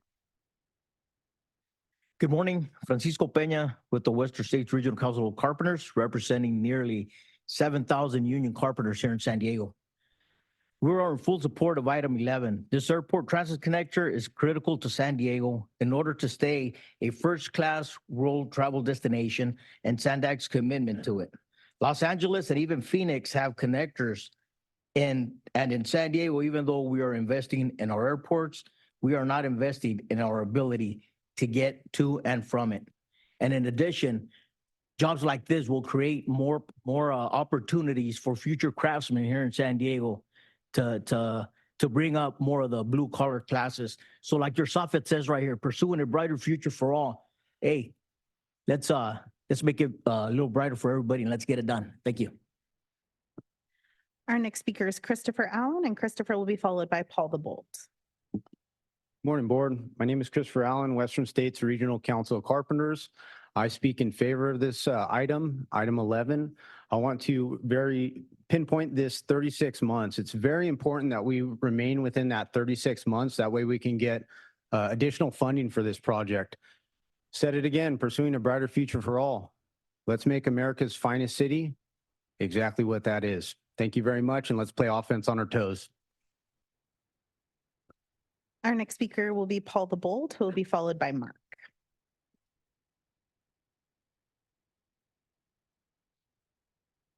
Okay, by the time you build this airport connection, the airport might have moved, and I mean, there might be no more need for it. You want to collect some new text for this and other projects on the November ballot, but we should have a good idea of what the money is for and whether you actually do need it all. Interesting that the board of directors last received a status update on the ATC project on July 28th of last year regarding the initial concepts. But since that time, staff presented to the MTS International Airport and Port of San Diego for input. You deserve to know about the new ideas generated more often than 6 months. And by the way, you want to use the most recent demographics, but it's still old. And if SANDAG ever needs extra funding when the state and feds go belly. Sir, we do need to move on to the next speaker. Thank you. Our next speaker is Mark, who will be followed by Karina Contreras.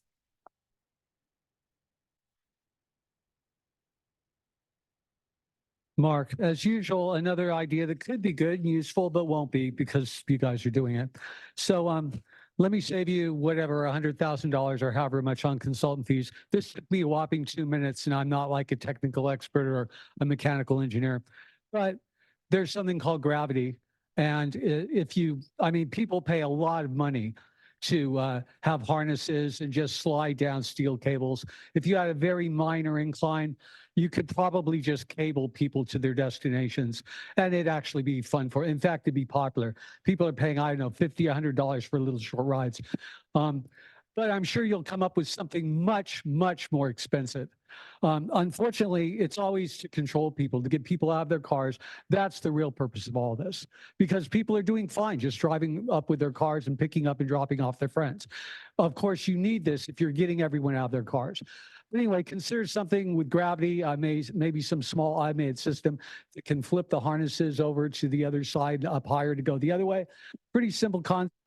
Thank you. Your time has expired. Our next speaker is Karina Contreras, who will be followed by Suhas Qatar. Hi, my name is Karina Contreras, Transportation Policy Advocate for Climate Action Campaign. I want to thank SANDAG staff for ensuring that this is going to be on a 36-month timeline. I urge the board to move this forward as quickly as possible. For anybody who's been to the airport, it's a nightmare. We need to make it better. An automated people mover would be the preferred method. It doesn't conflict with the green line on the trolley, mess up any frequencies there.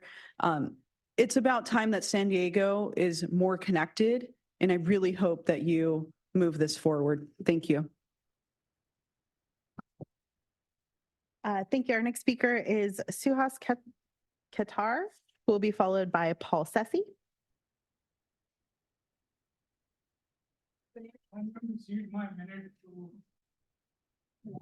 Oh, my apologies. The chair has indicated she'd prefer everybody speak individually today, so I would like to invite you up to the podium if you would like to speak.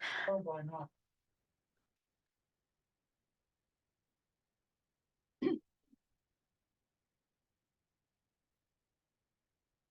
Thank you very much. And you'll be followed by Paul Sessi. Thank you for giving me the opportunity. I just want to mention that you are calling it a automated people connector, but it doesn't have to be automated. What we really need is some transportation option from the airport to either Old Town or Santa Fe Station. So then people can use the existing transportation infrastructure. So I think you should seriously look at extending the trolley, which is most likely going to be your lowest cost option. Thank you. Thank you. Our next speaker will be Paul Sessi, who will be followed by Bill Rogers. Hello, I'm Paul Sessi. I live at 1431 Pacific Highway. A lot of these people that I've listened to about the automated people mover obviously don't live downtown. I'm against the SANDAG elevated APM. I'm asking SANDAG's elevated automated people mover from the airport to downtown be rejected as one of the options.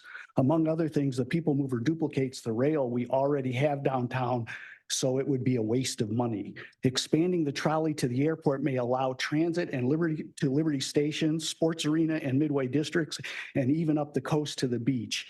The APM is the wrong vehicle for the expansion. I live on a third story on Pacific Highway. We'll have a giant concrete structure that creates a visual eyesore.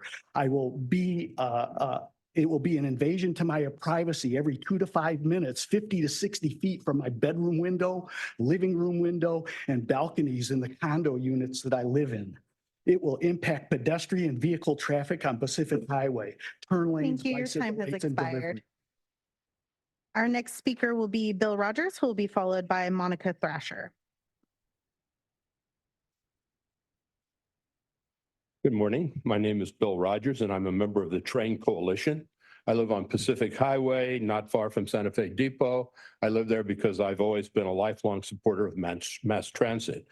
While I support mass transit, I believe the elevated automated people mover is a terrible idea. It places thousands of residents and hotel guests along Pacific Highway in the middle of an active rail yard between coaster, Amtrak, and trolley on one side and the APM on the other. In the 4 blocks between C Street and Beach, there's over $1 billion worth of property value. Real estate professionals warn that if this plan comes to fruition, our property values could plummet. And that means that the county and city will lose a significant amount of tax. It's fashionable for politicians and city planners to talk about the benefits of high-density pro-transit green living, but to a neighborhood that epitomizes those values, this APM plan would be a disaster. Please support a trolley extension to the airport and reject the elevated APM. Thank you. Our next speaker will be Monica Thrasher, who will be followed by Janet Rogers.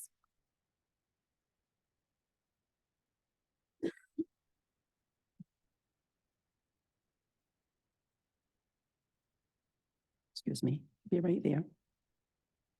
Oops. Okay, I'm coming, for God's sake. Oh, it's stopping, beg your pardon. Good morning, everyone. I'm Monica Thrasher. I love this city and I thank you for your efforts to improve it. It is prudent to explore a way to reduce traffic congestion and provide travelers a seamless transportation option to the airport. And the APM is not the answer. The APM automated people mover is a poor use of funds. Rail to the airport needs to be a trolley extension in order to create an integrated transit system with extensions to Liberty Station, Midway District, and the beach communities. Bus ridership is still too low to justify rail to the airport, which is one of the reasons the plan needs to include service extensions so the airport is a stop, not the end of a line. Please consider improving and extending existing trolley lines and other means of transport in lieu of an expensive eyesore. Just envision our beautiful city with a 4-story concrete structure running down Pacific Highway. Thank you. Your time has expired. Our next speaker will be Janet Rogers. And I know that Janet had some folks who wish to see their time to her as well, but we will be asking each person to speak individually. So I'll call on them after Janet. So after Janet will be Ansel Thompson. Okay. Good morning. I'm Janet Rogers with the Train Coalition at Santa Fe Depot. We're wearing red today to support expansion of the trolley to the airport. Although your form says people concede time, at the last minute you decided not to do that, so the other people will finish reading my presentation. People love the idea of rail to the airport, and reducing VMT for workers and travelers is a laudable goal. Keep in mind that people living around Santa Fe Depot take the MTS 992 bus to the airport, and some people even walk since the airport is so close. SANDAG's role is to create a regional transit system. So rail to the airport should be a trolley extension in order to create an integrated transit system with extensions to Liberty Station, the Midway District, and the beach communities. Including the service extensions beyond the airport will provide the necessary ridership to justify the expansion. We appreciate that SANDAG is going to take more time to fully study the options since the original study was so biased toward the elevated automated people mover. Thank you. Your time has expired. Thank you very much. We do need to move on to the next speaker. Ansel Thompson will be next, followed by Elizabeth Geis. You start there. Good morning. I have been a transit advocate, Janet has, for over 20 years. I've been a transit advocate for over 60 years, coming from Europe and seeing how mass transit has worked and operated. Please reject the APM from downtown to the airport. It is bad transit for San Diego and bad land use policy, excuse me. The APM duplicates the trolley rail lines we already have downtown, which minimizes the chances of funding. See our map. The APM stand-up vehicle is a terrible option for extending rail service beyond the airport and is especially bad for the elderly and people with disabilities. To get to the airport without a car, most travelers will successfully spend time on a trolley or a bus with their luggage. We see luggage and bigger belongings on the trolley all the time. The APM would create an unnecessary, monstrous concrete eyesore downtown. Thank you. Our next speaker will be Elizabeth Geis, and Elizabeth Geis will be followed by Consuelo. Hi. Hello, my name is Elizabeth Geisy. A continuation of the prior info. The look of the raised trolley on Genesee is totally out of place in downtown. The APM is bad land use policy because it effectively places thousands of people along Pacific Highway in the middle of an active rail yard between the Amtrak, coaster, the trolley, and the APM. An elevated APM would destroy all the view corridors to the bay from Laurel to Broadway, and of course it would ruin the Broadway view corridor. It's our position that the elevated automated people mover, that's the APM, is a giant waste of billions of dollars to go 2 miles between downtown and the airport. So we understand that today is an informational report and no action will be taken, but please support extending the trolley to the airport and beyond and reject the elevated automated people mover to downtown. Thank you. Our next speaker will be Consuelo, who will be followed by Jeremy Bloom. Wow, that was really great. You know, that's the thing about these meetings and this local government. They don't do what's good for the people and what the people want, and especially the people who show up. You know, it's like they invest in property and projects and not in the people, and it shows. Pursuing a brighter future that the man pointed out for all.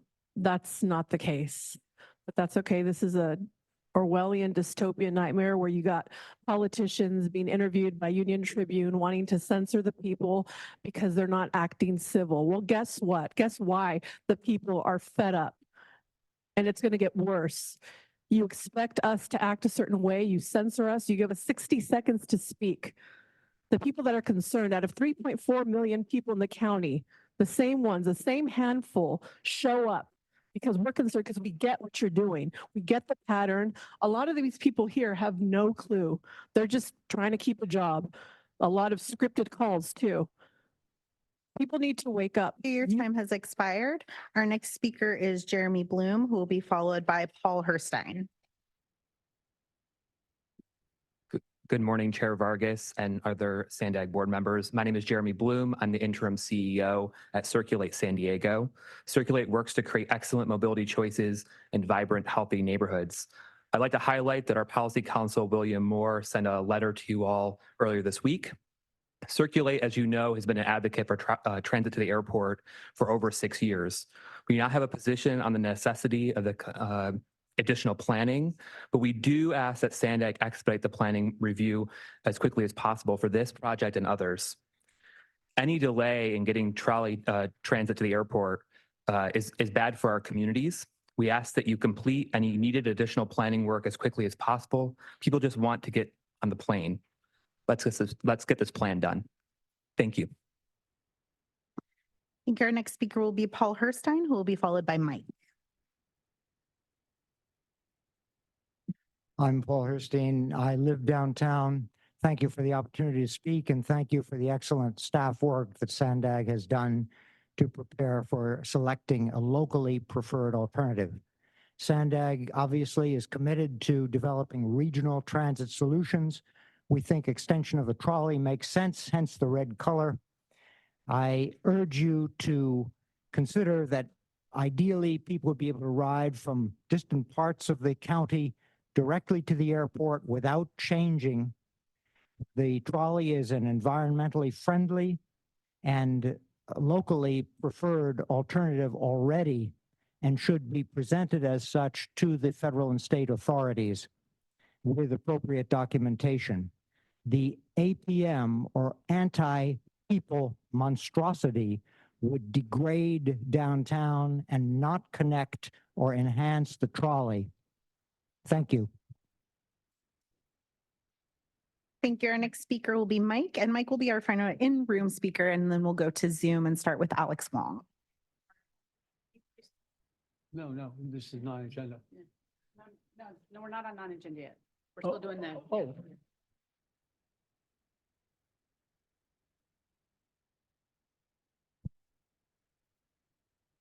Good morning. 2 points of interest that I have towards this project. I'd imagine that this is going to diversify our transit assets with a potential new form of transit. My concern is that we're going to wind up with trolley mechanics, bus mechanics, whatever kind of new mechanics this is. And it just starts another boondoggle of the whole maintenance system post whatever building the project, whatever getting it running is going to ultimately take. We're not going to be able to use or tap into the existing resources with maintenance if we wind up with a new system, right? And then if we do wind up with an entire new system and the whole airport moves, right? Is it now become an asset of San Diego just to put like a for sale sign on the old airport and say, hey, we got this, we got that. It comes with all these amenities. Who's going to buy that airport at that point in time? Thank you. Our next speaker will be Alex Wong, who will be followed by Leif Genzer. As data researcher for RideSD, I strongly support the automated people mover to connect downtown with the airport and beyond. The people mover is the ultra-frequent automated rail service that will transform San Diego into a transit city. From Copenhagen to Vancouver, automated rail systems have catalyzed sustainable transit-oriented development. Last June, I visited Lyon, France, which is a metropolitan area population less than half of San Diego counties. But their subway, which uses automated people mover technology, boasts over twice the ridership of San Diego's trolley. Why? Because of frequency. Using my phone stopwatch, I found that trains in each direction came every 85 seconds during rush hour. That made the subway extremely convenient. I never had to hurry to catch the train because even if I missed a train, there'd be another train in 85 seconds. San Diegans deserve the same world-class convenience. It's time for SANDAG to join the automated rail revolution as soon as possible by building an elevated people mover, which will be much faster and cheaper to build than the tunneled option.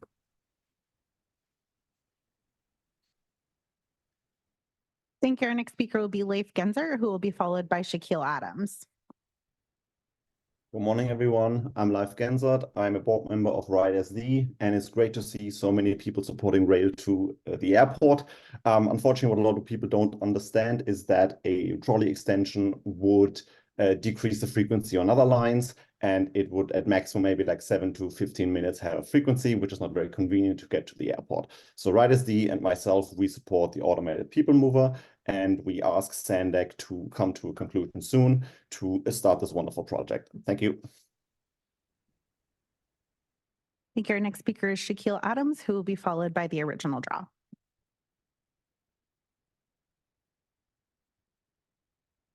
Can anybody hear me now? Yes, thank you. All right. Hello, my name is Shaquille Adams, a member of RideSD. I live in the 4th District. I'm a frequent rider of the trolley. I've noticed there's a noticeable slowdown in downtown area, when you're riding the trolley. I support the automated people mover because of the increased frequency. And if we move the trolley to the airport, there's going to be a noticeable decrease in frequency, which means longer wait times, and some people might miss their flights, which is not good for a good look for the airport. I support the automated people mover. Thank you very much, Speaker. Our next speaker will be the original draw, who will be followed by Connor. We don't have a climate crisis. We have a propaganda crisis because you guys just sit here and you spew a bunch of nonsense to the people, acting like this is going to make things better. You are ignoring the most popular mode of transit, which is driving. And you are trying to change the behaviors of people by spending, billions of dollars to do projects that, as you said, after I said, if we build it, they will come. This is so ridiculous because I don't even know why you would do this with the airport, because it causes a bunch of GHGs, right? And then if you're going to move the airport, you're going to be wasting the money to be spending it on this.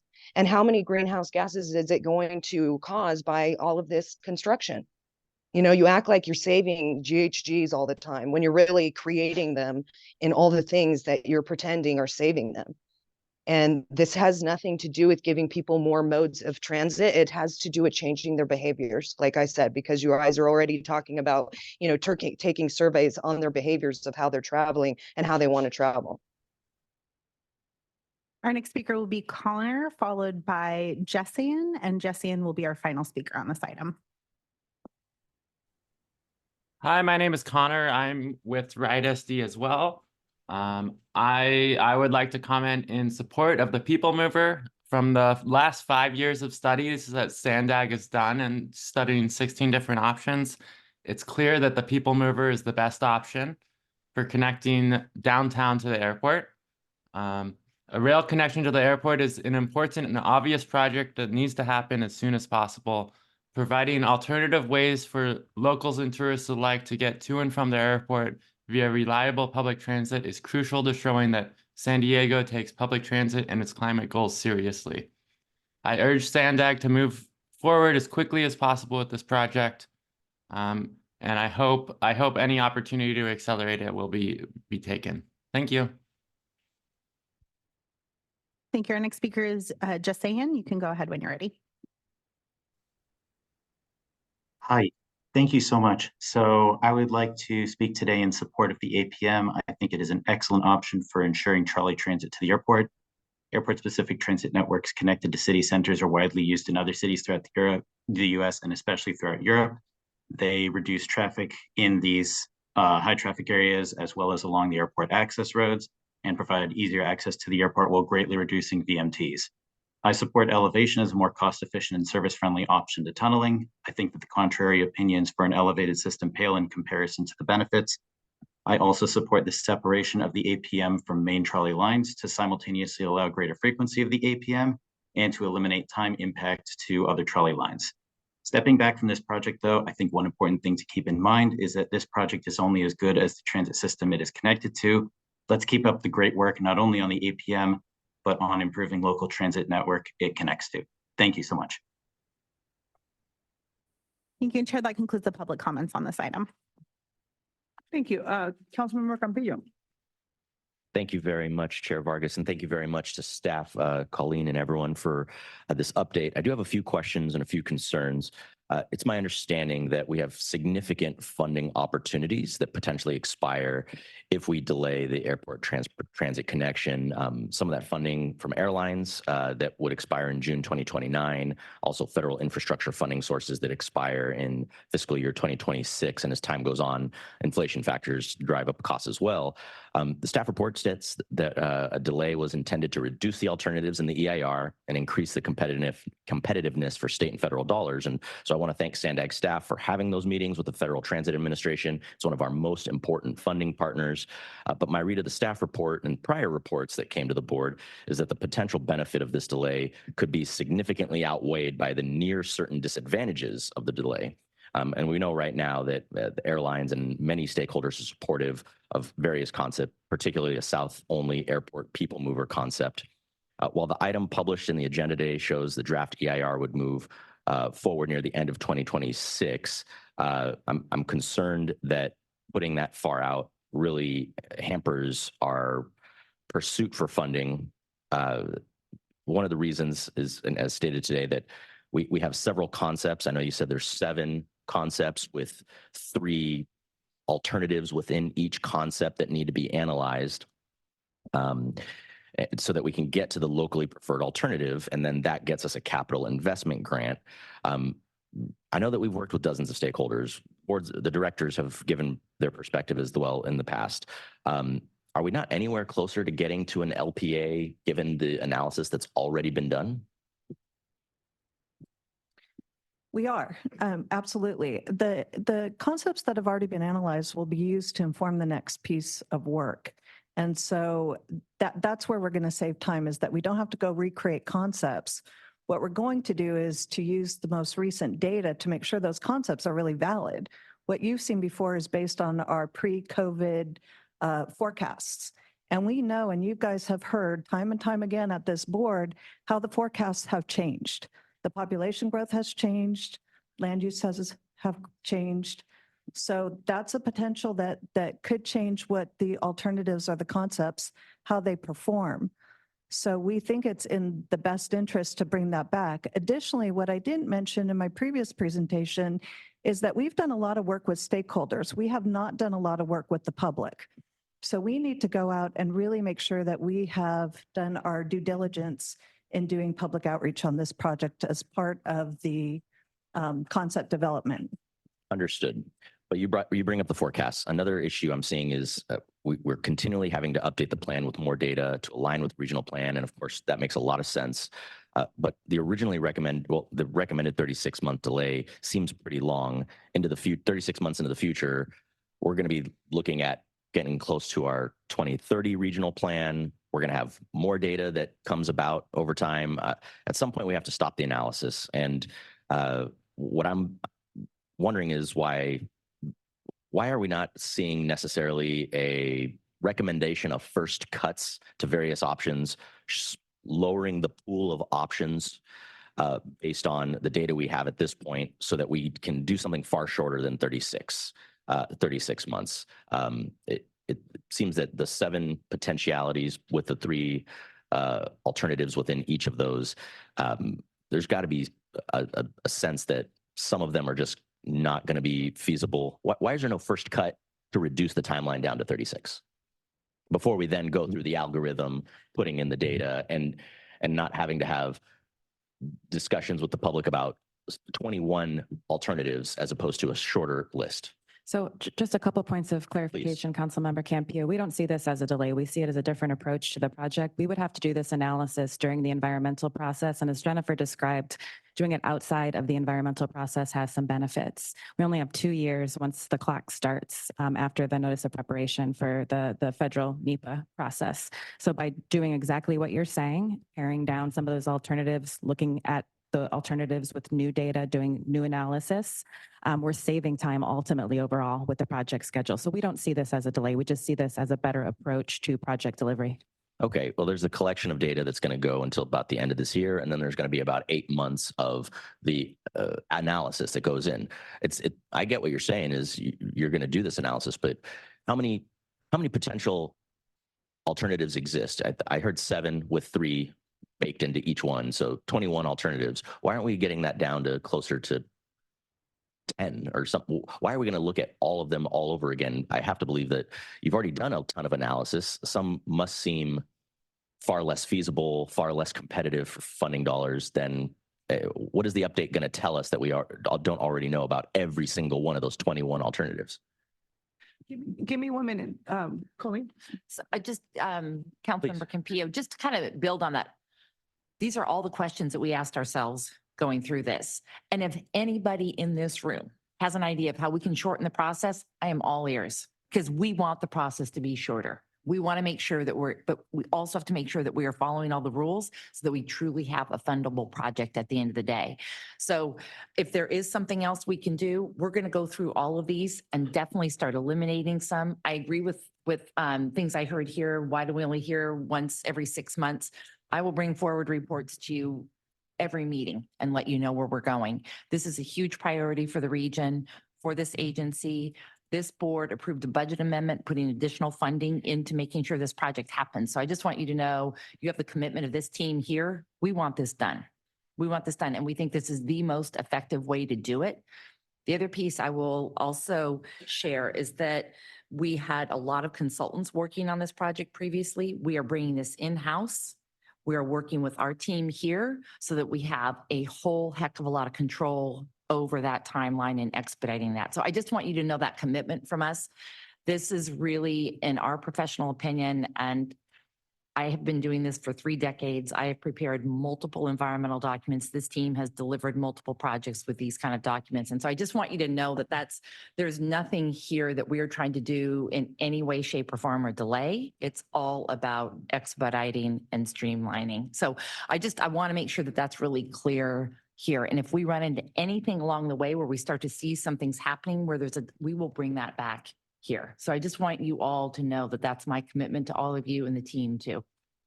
Thank you very much for that. And you asked what are the ideas. It seems to me that as we're collecting the data that I would agree is necessary to collect to make sure we get it right, that between March and December, as collecting and analyzing updated data, that the board be presented with the ability to cut down the short list of what is a good option and what's not a good option, so that during the January to August period, we can short January to August 2025 to something far less than that. So because the board has said before we get to January 2025, get rid of these options, analyze and conduct the model runs only on these particular ones, because 8 months to conduct the model runs is a particularly long time.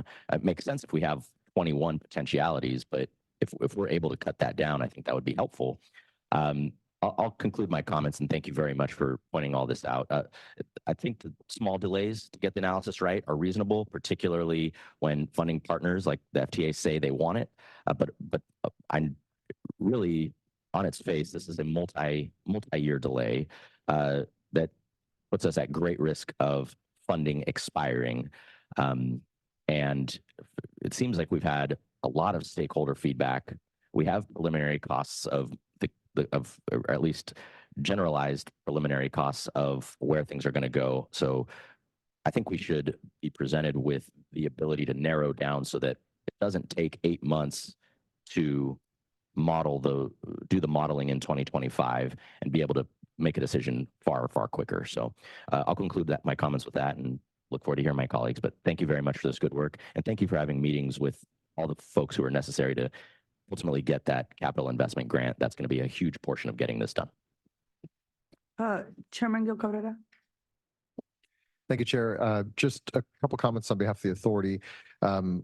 Thank you to Colleen and the staff for keeping our team in the loop on all of these developments. I know that our teams have been working very collaboratively together to make sure that you all have the information you need from the airport side of things. We, as you all know, are excited to have a connection to our transit. We have set aside 15 acres of airport property on a very, very small airport footprint. As you know, everybody at the Airport Authority knows the number 661. That's the number of acres that we have, and 15 of them are set aside for that. That is a big commitment from us. Obviously, we would all like to have it happen sooner rather than later. And so our team is committed to getting whatever information you all need to get this process rolling as quickly as possible, understanding the need to check all the boxes and make sure we're following all the rules. I did want to just highlight, because there's been a couple comments about moving the airport, which, the voters of San Diego County overwhelmingly rejected moving the airport in 2006. We have invested billions of dollars into the airport. We have a brand new terminal coming online starting in the fall of 2025. It'll be finished in 2027. That's a $3.8 billion investment into that airport. There's no plans to move the airport. I just want to make sure that's clear. Thank you. Councilmember Burkholder. Thank you. Yeah, I heard some of the comments from the speakers connecting downtown to the airport. San Diegans deserve the same world-class treatment. Some people may miss their flights. While in the case of North County, we may get to be there and get on a flight, but we may not be able to get back home. So I'm not sure that an automated people mover is the answer to this, but I will say this. September 8th, 2023, I had a motion to direct staff to bring back underperformance metrics for the Mid-Coast Trolley. And that was to be done within 4 months. And I still haven't had that. So I think what I'm hearing you all say is you're going to use a data-driven approach, but I think we need to know ridership statistics and how the coasters might impact that, or availability of trips to get to wherever this thing is going to be. There's a lot of unknowns right now. So I would just advocate for North County in that this seems to be a very San Diego centric project. Mayor Jones. Thank you, Chair. So I had a couple of thoughts and then some questions. So on page 696, it says that advancing the ATC does not preclude or require a central mobility hub. So that being said, and the discussion, and I appreciate your comments, Colleen, about the saving time. There's no delay, but also that this is for efficient delivery, because, we talk about this all the time. There's been a lot of inefficiency, which leads to, all I hear is the cash register, ring, it's adding money to every project. So having the most efficient delivery is important to me, but then also there should be a cost savings on this project, it seems to me. So I guess my first comment would be, and kind of along Councilmember Burkholder's comments, we need to make sure that East County and then also North County is able to make the connection on any option that we have.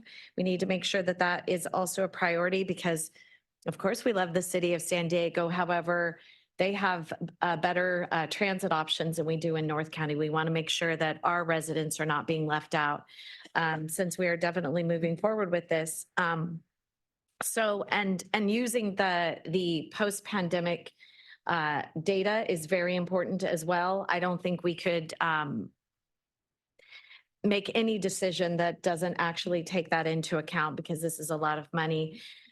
I guess my point on the funding savings, if we are indeed able to do that, and you know, we had that budget amendment last year, it would be helpful if we figured out what those cost savings during this process are and talk about advancing some of our environmental for the Transnet projects that, you know, residents voted on way back in the early 2000s.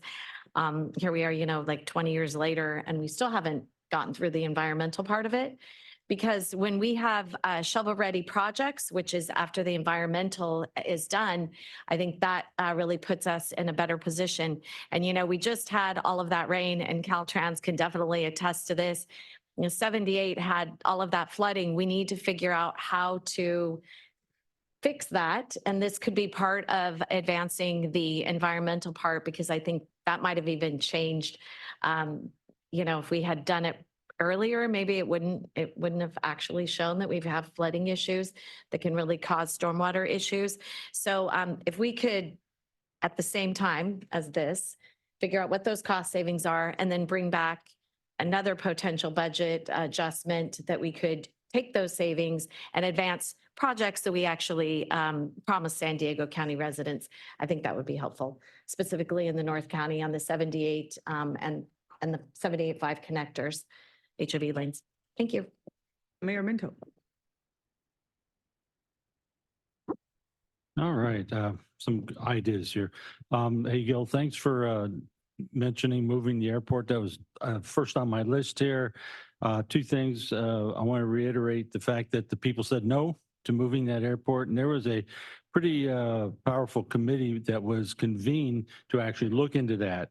MCS Miramar was one of the ideas.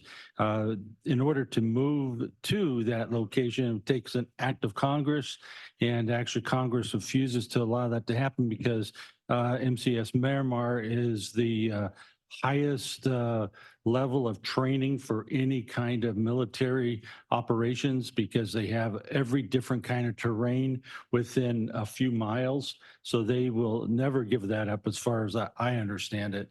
And there aren't too many other places where you can put this. So I'm concerned about funding disappearing also, as Councilman Campillo was talking about. And as time goes by, so maybe we need to have a little bit more report on how could that even happen?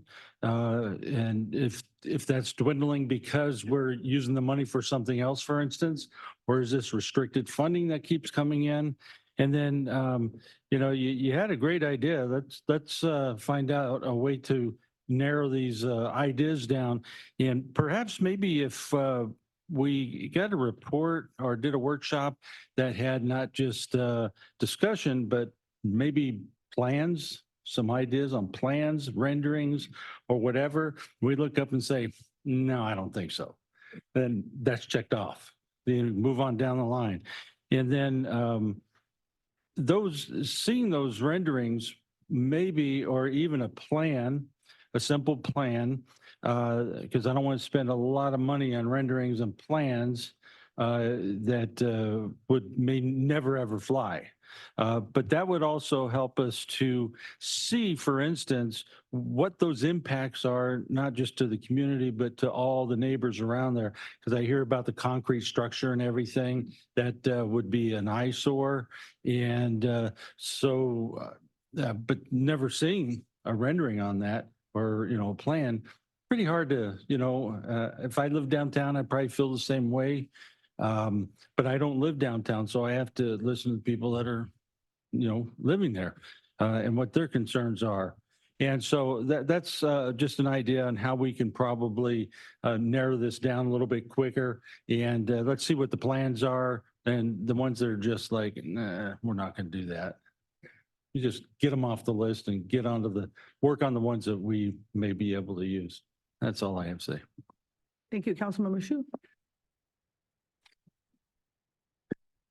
Thank you. As I recall, I received a briefing last year sometime with regards to SANDAG having done some analysis of the different options from bus extension versus trolley extension and then the people mover. And as I recall, the people mover showed to be most effective in terms of ridership as well as doing a job that is entailed.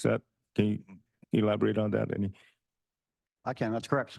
So people mover is the fastest, moves the most people. Thank you. But it would also attract the most number of users as well. Is that, I recall some data in that regard.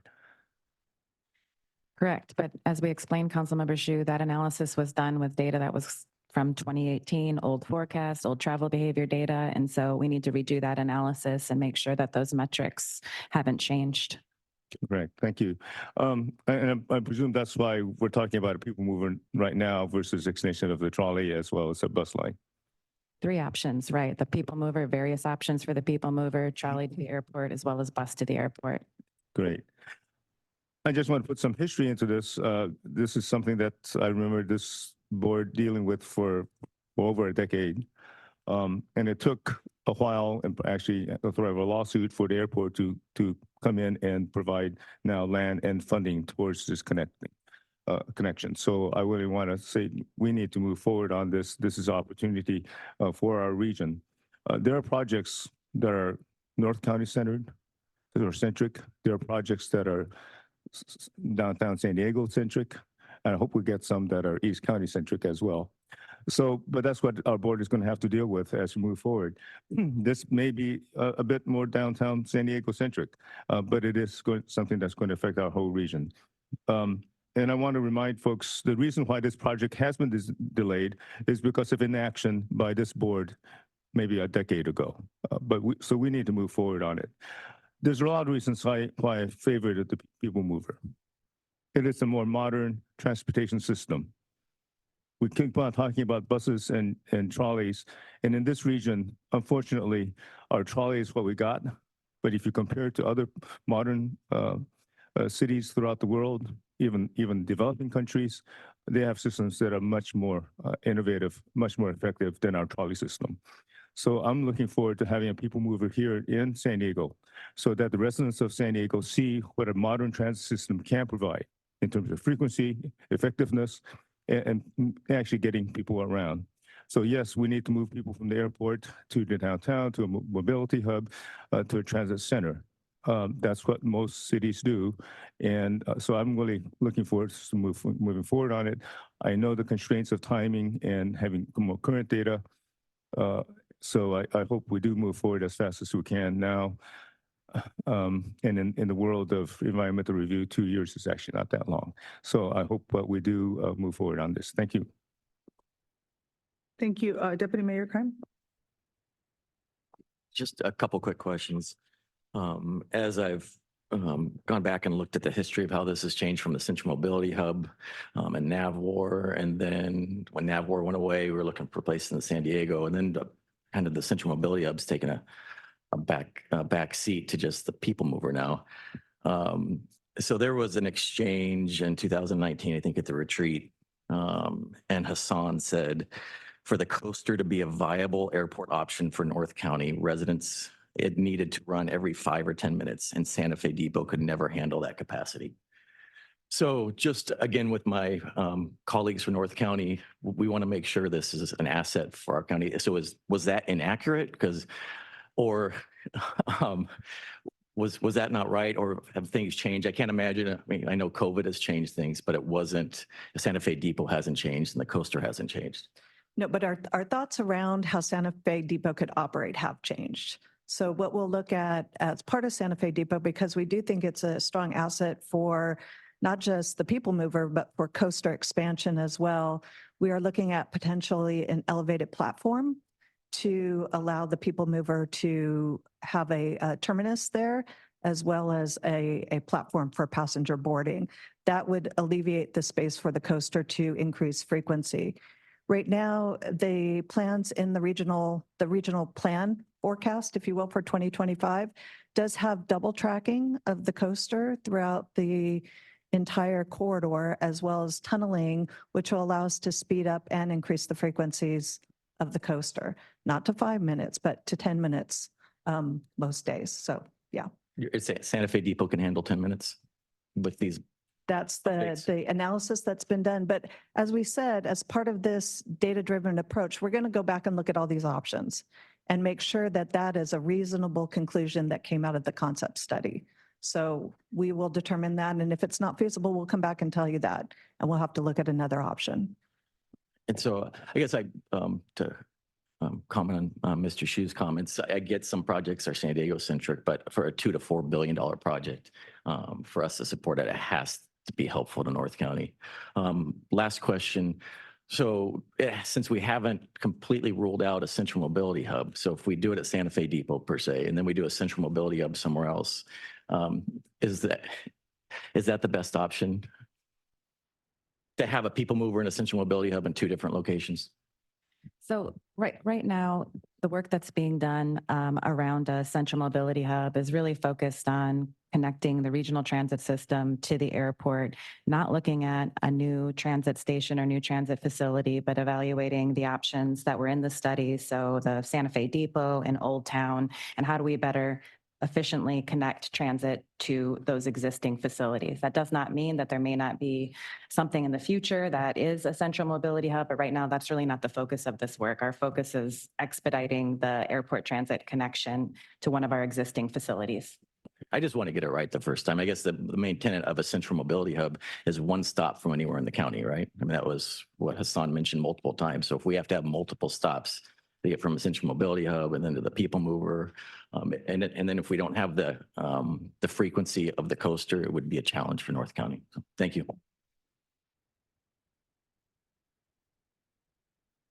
Ms. Joy, Maxine. Thank you. My question regarding council member. Is your mic? Oh, sorry. Can you hear me now? Thank you. Oh, I can hear myself.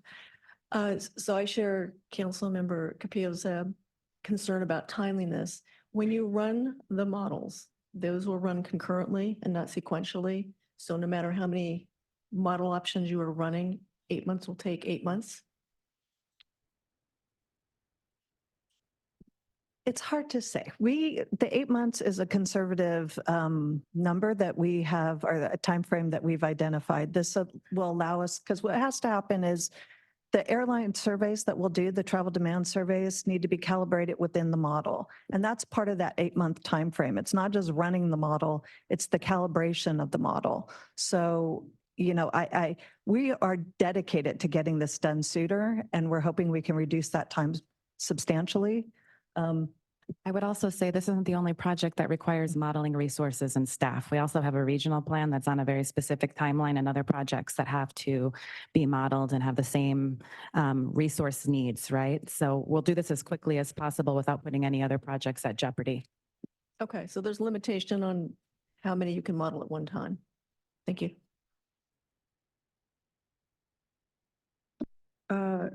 Deputy Mayor Hudson.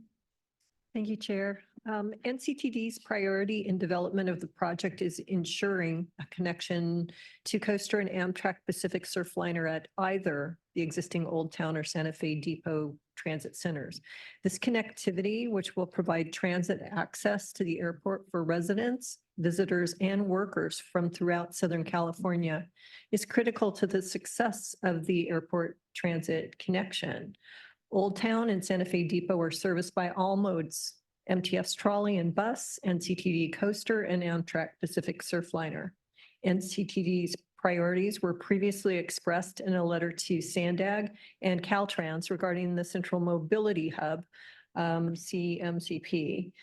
Coaster is a vital resource to encourage travelers from North County to take transit to the airport as opposed to driving, which will help the region meet state and local goals to reduce VMT and GHG. As a San Diego native who has lived not only in New York City for a few years, but also all over the world in cities with great transit, I view transit to the airport as an important missing link in our world-class city. Thanks. Thank you. Councilman Moreno? Was it you?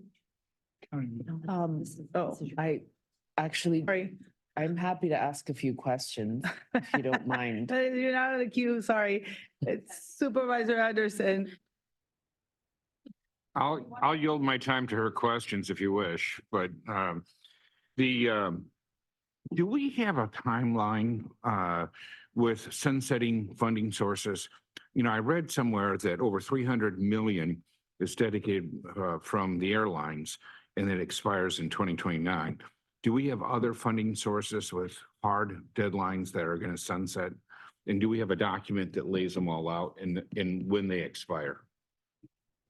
We have a whole team here at SANDAG, Supervisor, that looks at funding, when like funding cycles are available, and we're constantly like reevaluating that strategy based on the latest information that we have available. So as we look at this project, we're looking what are the potential funding streams, and so that's when we know that the federal funding that we're talking about, okay, how do we match that up then when that would be available, when this would be complete? And that's why it's so important for us to work hand in hand with the airport, with the federal agencies as we move this forward. So yes, now an actual document, you know, that's what our team kind of works on a regular basis. I'd like to get a copy of that if I may. The other concern I have is I wanted to do some remodel on my house and I took out a loan, and by the time I got a bid, it tripled in price. And we all know that with COVID, supply issues and the rest, I'm concerned that the more we delay, the more costly this project becomes. And I don't want to let perfect get in the way of the good. And while I appreciate North County having concerns, we don't have basic bus service for 600,000 people that live in the unincorporated. So if we're looking for perfect, we're never going to get there. But having something that's a stepping stone in the right direction, I think would be very, very helpful. And I agree with my colleague, the mayor from Santee, that some of the stuff isn't going to pass the smell test if we just get it in front of the board, and let us narrow it down so we're not wasting valuable time doing tremendous research on things that, you know, in my district, they say that dog don't hunt. That has no chance. So I just wanted to share that, but I would really like to see, and then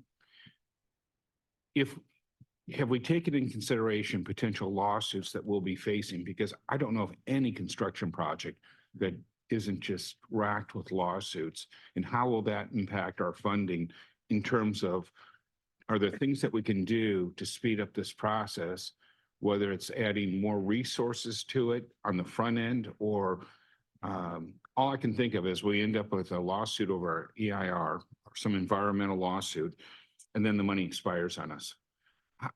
Can you, these are kind of technical questions, and I apologize for last minute. I don't mean to put you on the spot, but can you address a little, or your team address a little bit of that, of how we're anticipating potential lawsuits?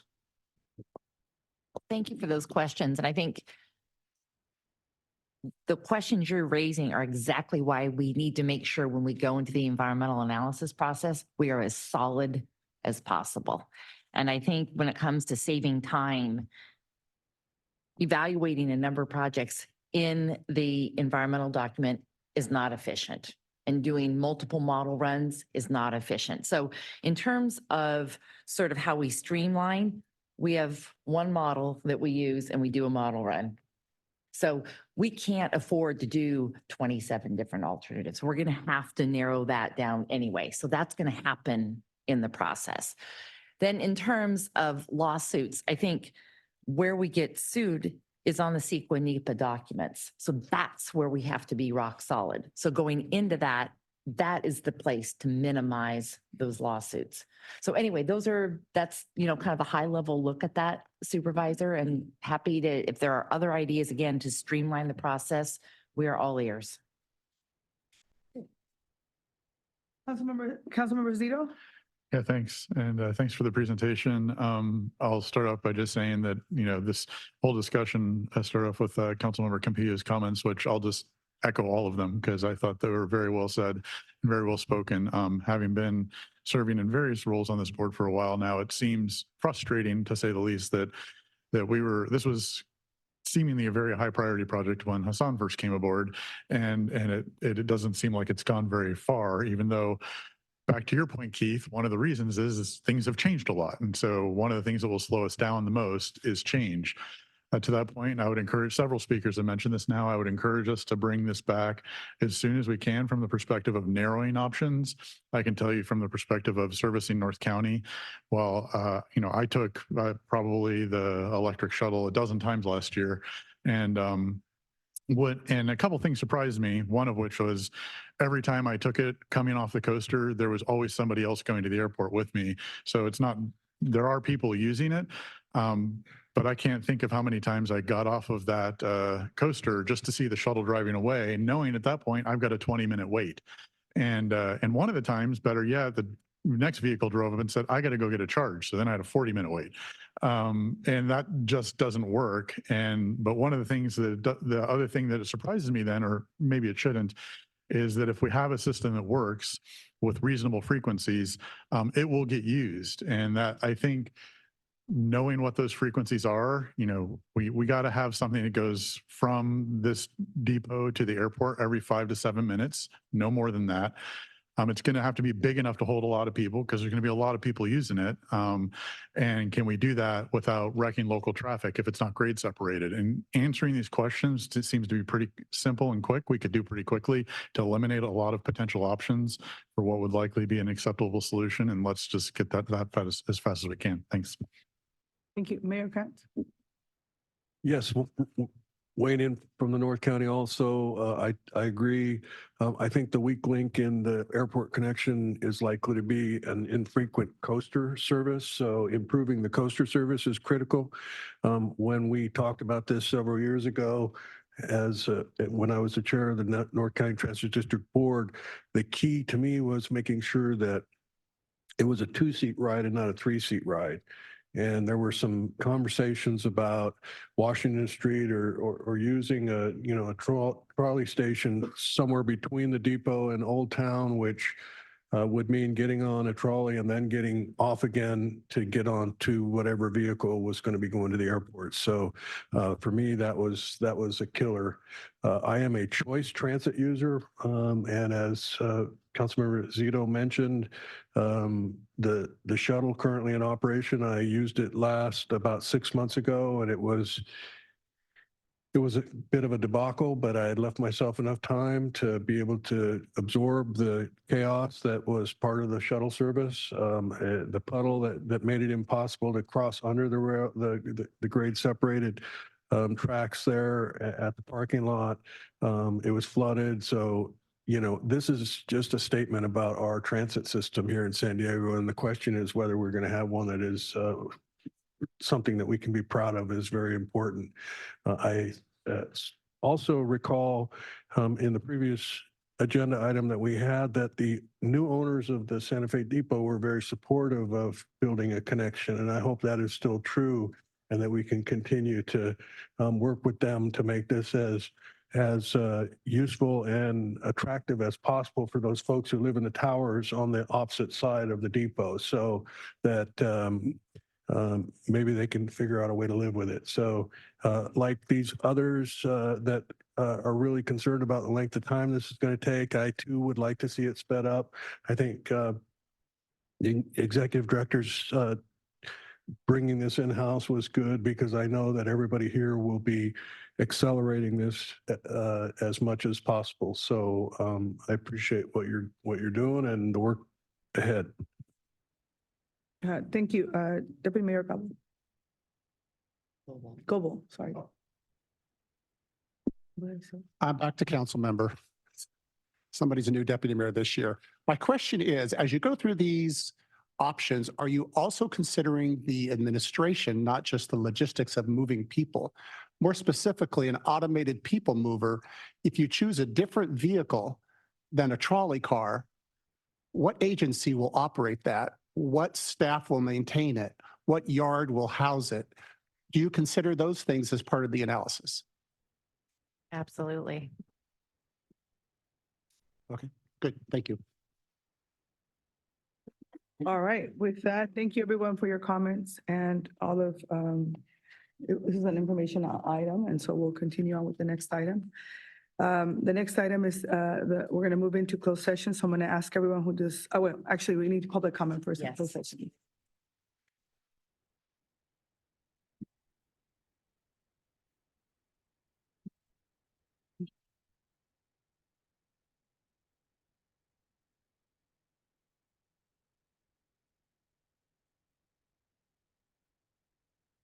So we're doing non-agenda, what is it? Public comment for closed session. All right. The first public commenter I'd like to invite to the podium is Truth. And Truth will be followed by Mark. And this is comments on the closed session item specifically. Meeting's not over. I need everyone to be quiet, please.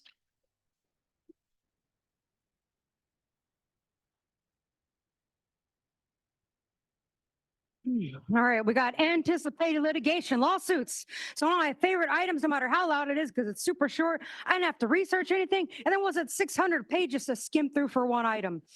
But seriously, I think only Rebecca read the 698-page agenda because she gets paid to have no life. And I do the same, I just don't get paid. So now the fun part, I get to spend X amount of seconds taking a pinata swing at who or what this case could be against. And if I guess right, SANDAG owes me an organic chocolate bar from a pinata that looks like the SANDAG logo. Maybe this case is against the people for breathing out that horrible carbon that plants require to give us oxygen to breathe and keep the planet alive. Nah, too much legitimate science. SANDAG doesn't like that. Maybe SANDAG is suing some of its own board members for having unapproved intentions. That's for Nora. But the board retreat is now at Salt Drift Point in IB instead of Southwestern. Another SANDAG switcheroo. We might need to sue for this misinformation from Nora. And Jack and David, I expect a free bike from you. Pay for it and they'll come. That's my argument. Hope you lose your lawsuit. Have a good day. Our next speaker will be Mark, who will be followed by Consuelo.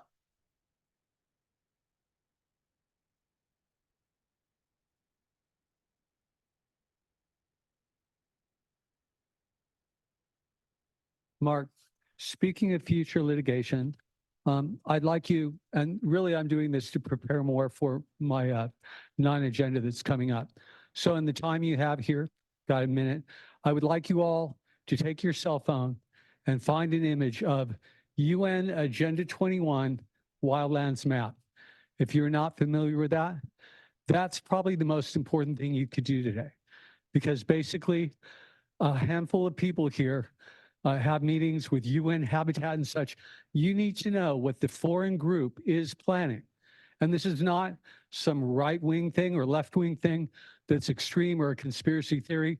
This is them saying what they want and showing it to you on a color-coded map. So again, here it is. You've got some time here. Pull this up on your phone. And when I speak in a little while, during non-agenda, you can look at your phone and know what I'm talking about. It is UN Agenda 21 Wildlands Map. UN Agenda 21 Wildlands Map.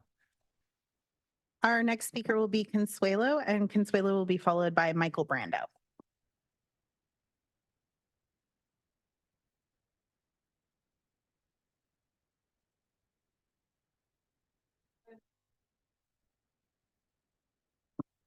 Michael Brando, if you'd like to go ahead and step up to the podium. And after Michael, we'll go to the original draw on Zoom.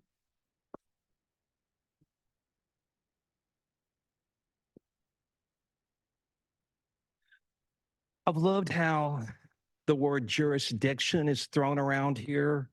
And I don't even think most of you know that you're not staying in your lane. And isn't that interesting? You're not staying in your lane with what you're doing. As far as pending litigation, it's interesting to me that even the words that are here that are used are inaccurate. I heard the phrase If you build it, they will come. You build it, they will come. And that's not even accurate. There is no saying. That did not come from a movie. It's if you build it, he will come. And this goes on to a deeper topic that's going to go over some of your heads about quantum-based reality, but this is going to affect the legal system too, because the legal system is going to change. In relationship to all this, get this book, read the last 3 chapters too, because it deals with the change in consciousness that's happening. And so many of you are so far behind in that. You got to catch up because the world's changing and not in the way you want it to. Our final speaker on this item will be the original draw. You can go ahead when you're ready. Give me 1 second. I have to step out, Right, but just a I'm going to go ahead and ask Councilmember Zito to chair the rest of the meeting, and then I'll be back.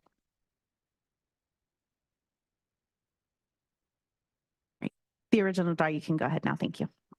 Yeah, I mean, could this possibly have to do with the storm damage for the lack of and the negligence in keeping up the infrastructure? And, you know, when you can't even keep up current infrastructure, I don't think that we should be going and engaging in all of these other huge projects that are potentially going to have the same, damage that's done because they're not going to be taken care of in the manner that they're needed. And, when you're forcing all of this climate god stuff upon the people and, it makes projects take longer. And then you spend all this money just to pretend to save the environment and whatever you're doing. So you're not even upkeeping the things that need to be upkept. And then you act like, well, we need to spend more billions of the people's money to bring in more stuff. I think they would probably prefer, and it wouldn't lead to litigation and different things, if you use that to keep up all of the stuff that is already there. When you can't do that, there's no hope for the people to want to spend more money on things that aren't going to, be upkept. And it's just a waste of our money. It's negligence. That concludes the public comments on closed session. Thank you. With that, we will now move into closed session. I will ask everyone who does not need to be here for this item to please exit the room. We will reconvene after the item is finished to share any reportable actions as well as to take the remainder of the non-agenda public comment. Thank you. Please.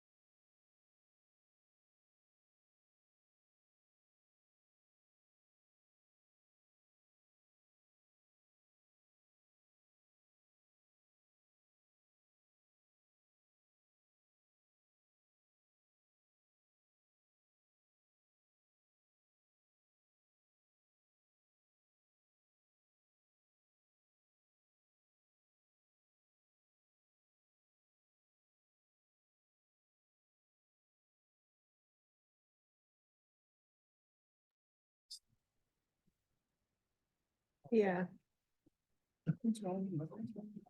Nothing to see here. We don't have anything to do. I'm gonna go. All right. I'm not going to meeting.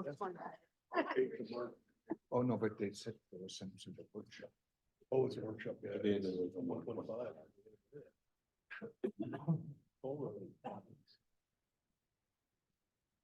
I've known you to accept my invitation to it. I think it's going to be recorded.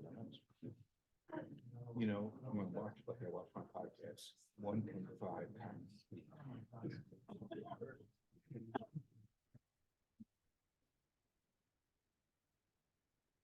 You know, a lot of the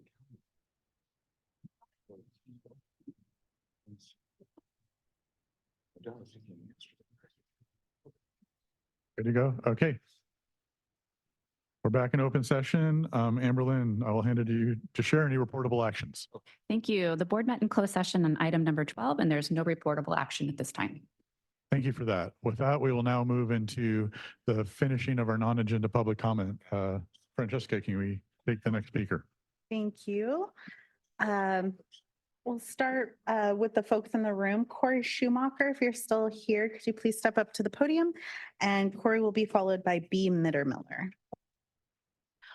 Why, certainly. Thank you very much. My name is Corey Schumacher, and I'm here today just in my capacity as a voting citizen of the county to thank you for, again, continuing to do the people's work and proving that you can both walk and chew gum at the same time while also building large infrastructure projects, ensuring that those are passed so that high road family sustaining jobs move our region forward.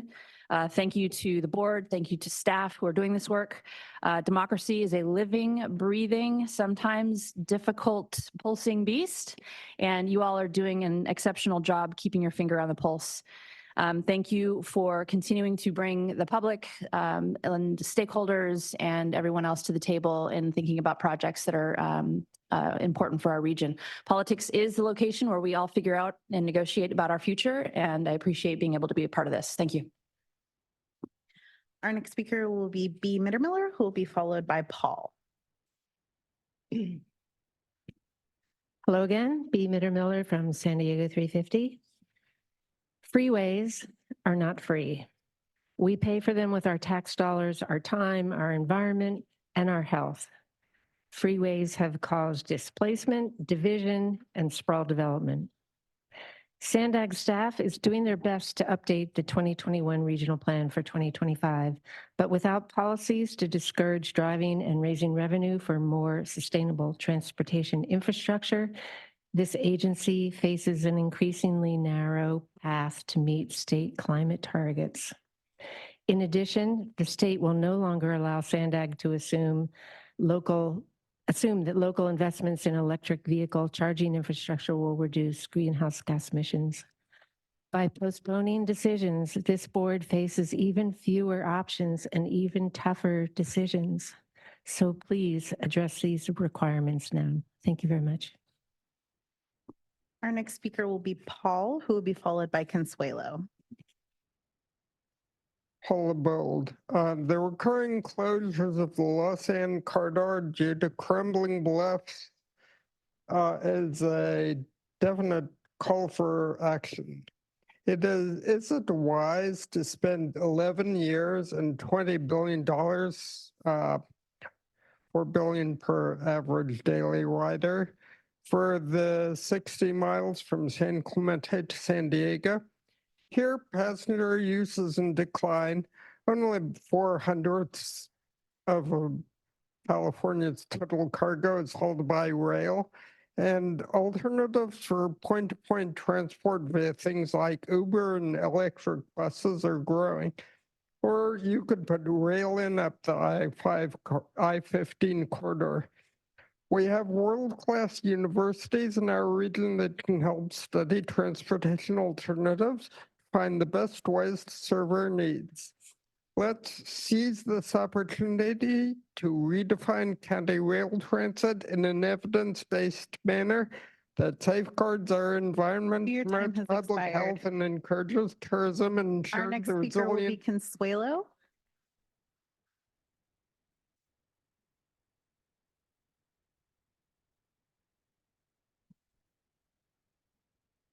And after Consuelo, we will go to Mark. So some humans actually believe that they have domain over the earth. They fail to understand that it is us that belongs to the earth. When government tries to act superior to the earth, it goes against natural law. Things go to hell, as what's happening now. We're guests here. Act accordingly. Nip your egos, be gracious, and take care of her. We are keepers of this beautiful, abundant garden. We must do our jobs to get rid of those doing their best to destroy her and us. I think our next speaker will be Mark, and Mark will be followed by the original draw.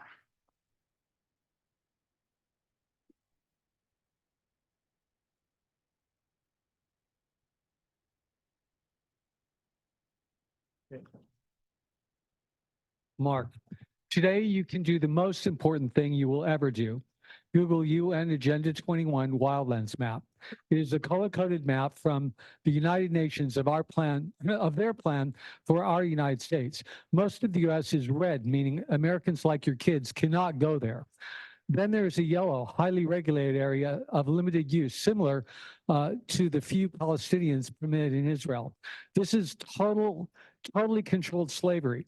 You are the fall guys installing this for global elites with over $100 billion each. The few million they pay you will vanish in an instant in the North American Union you create.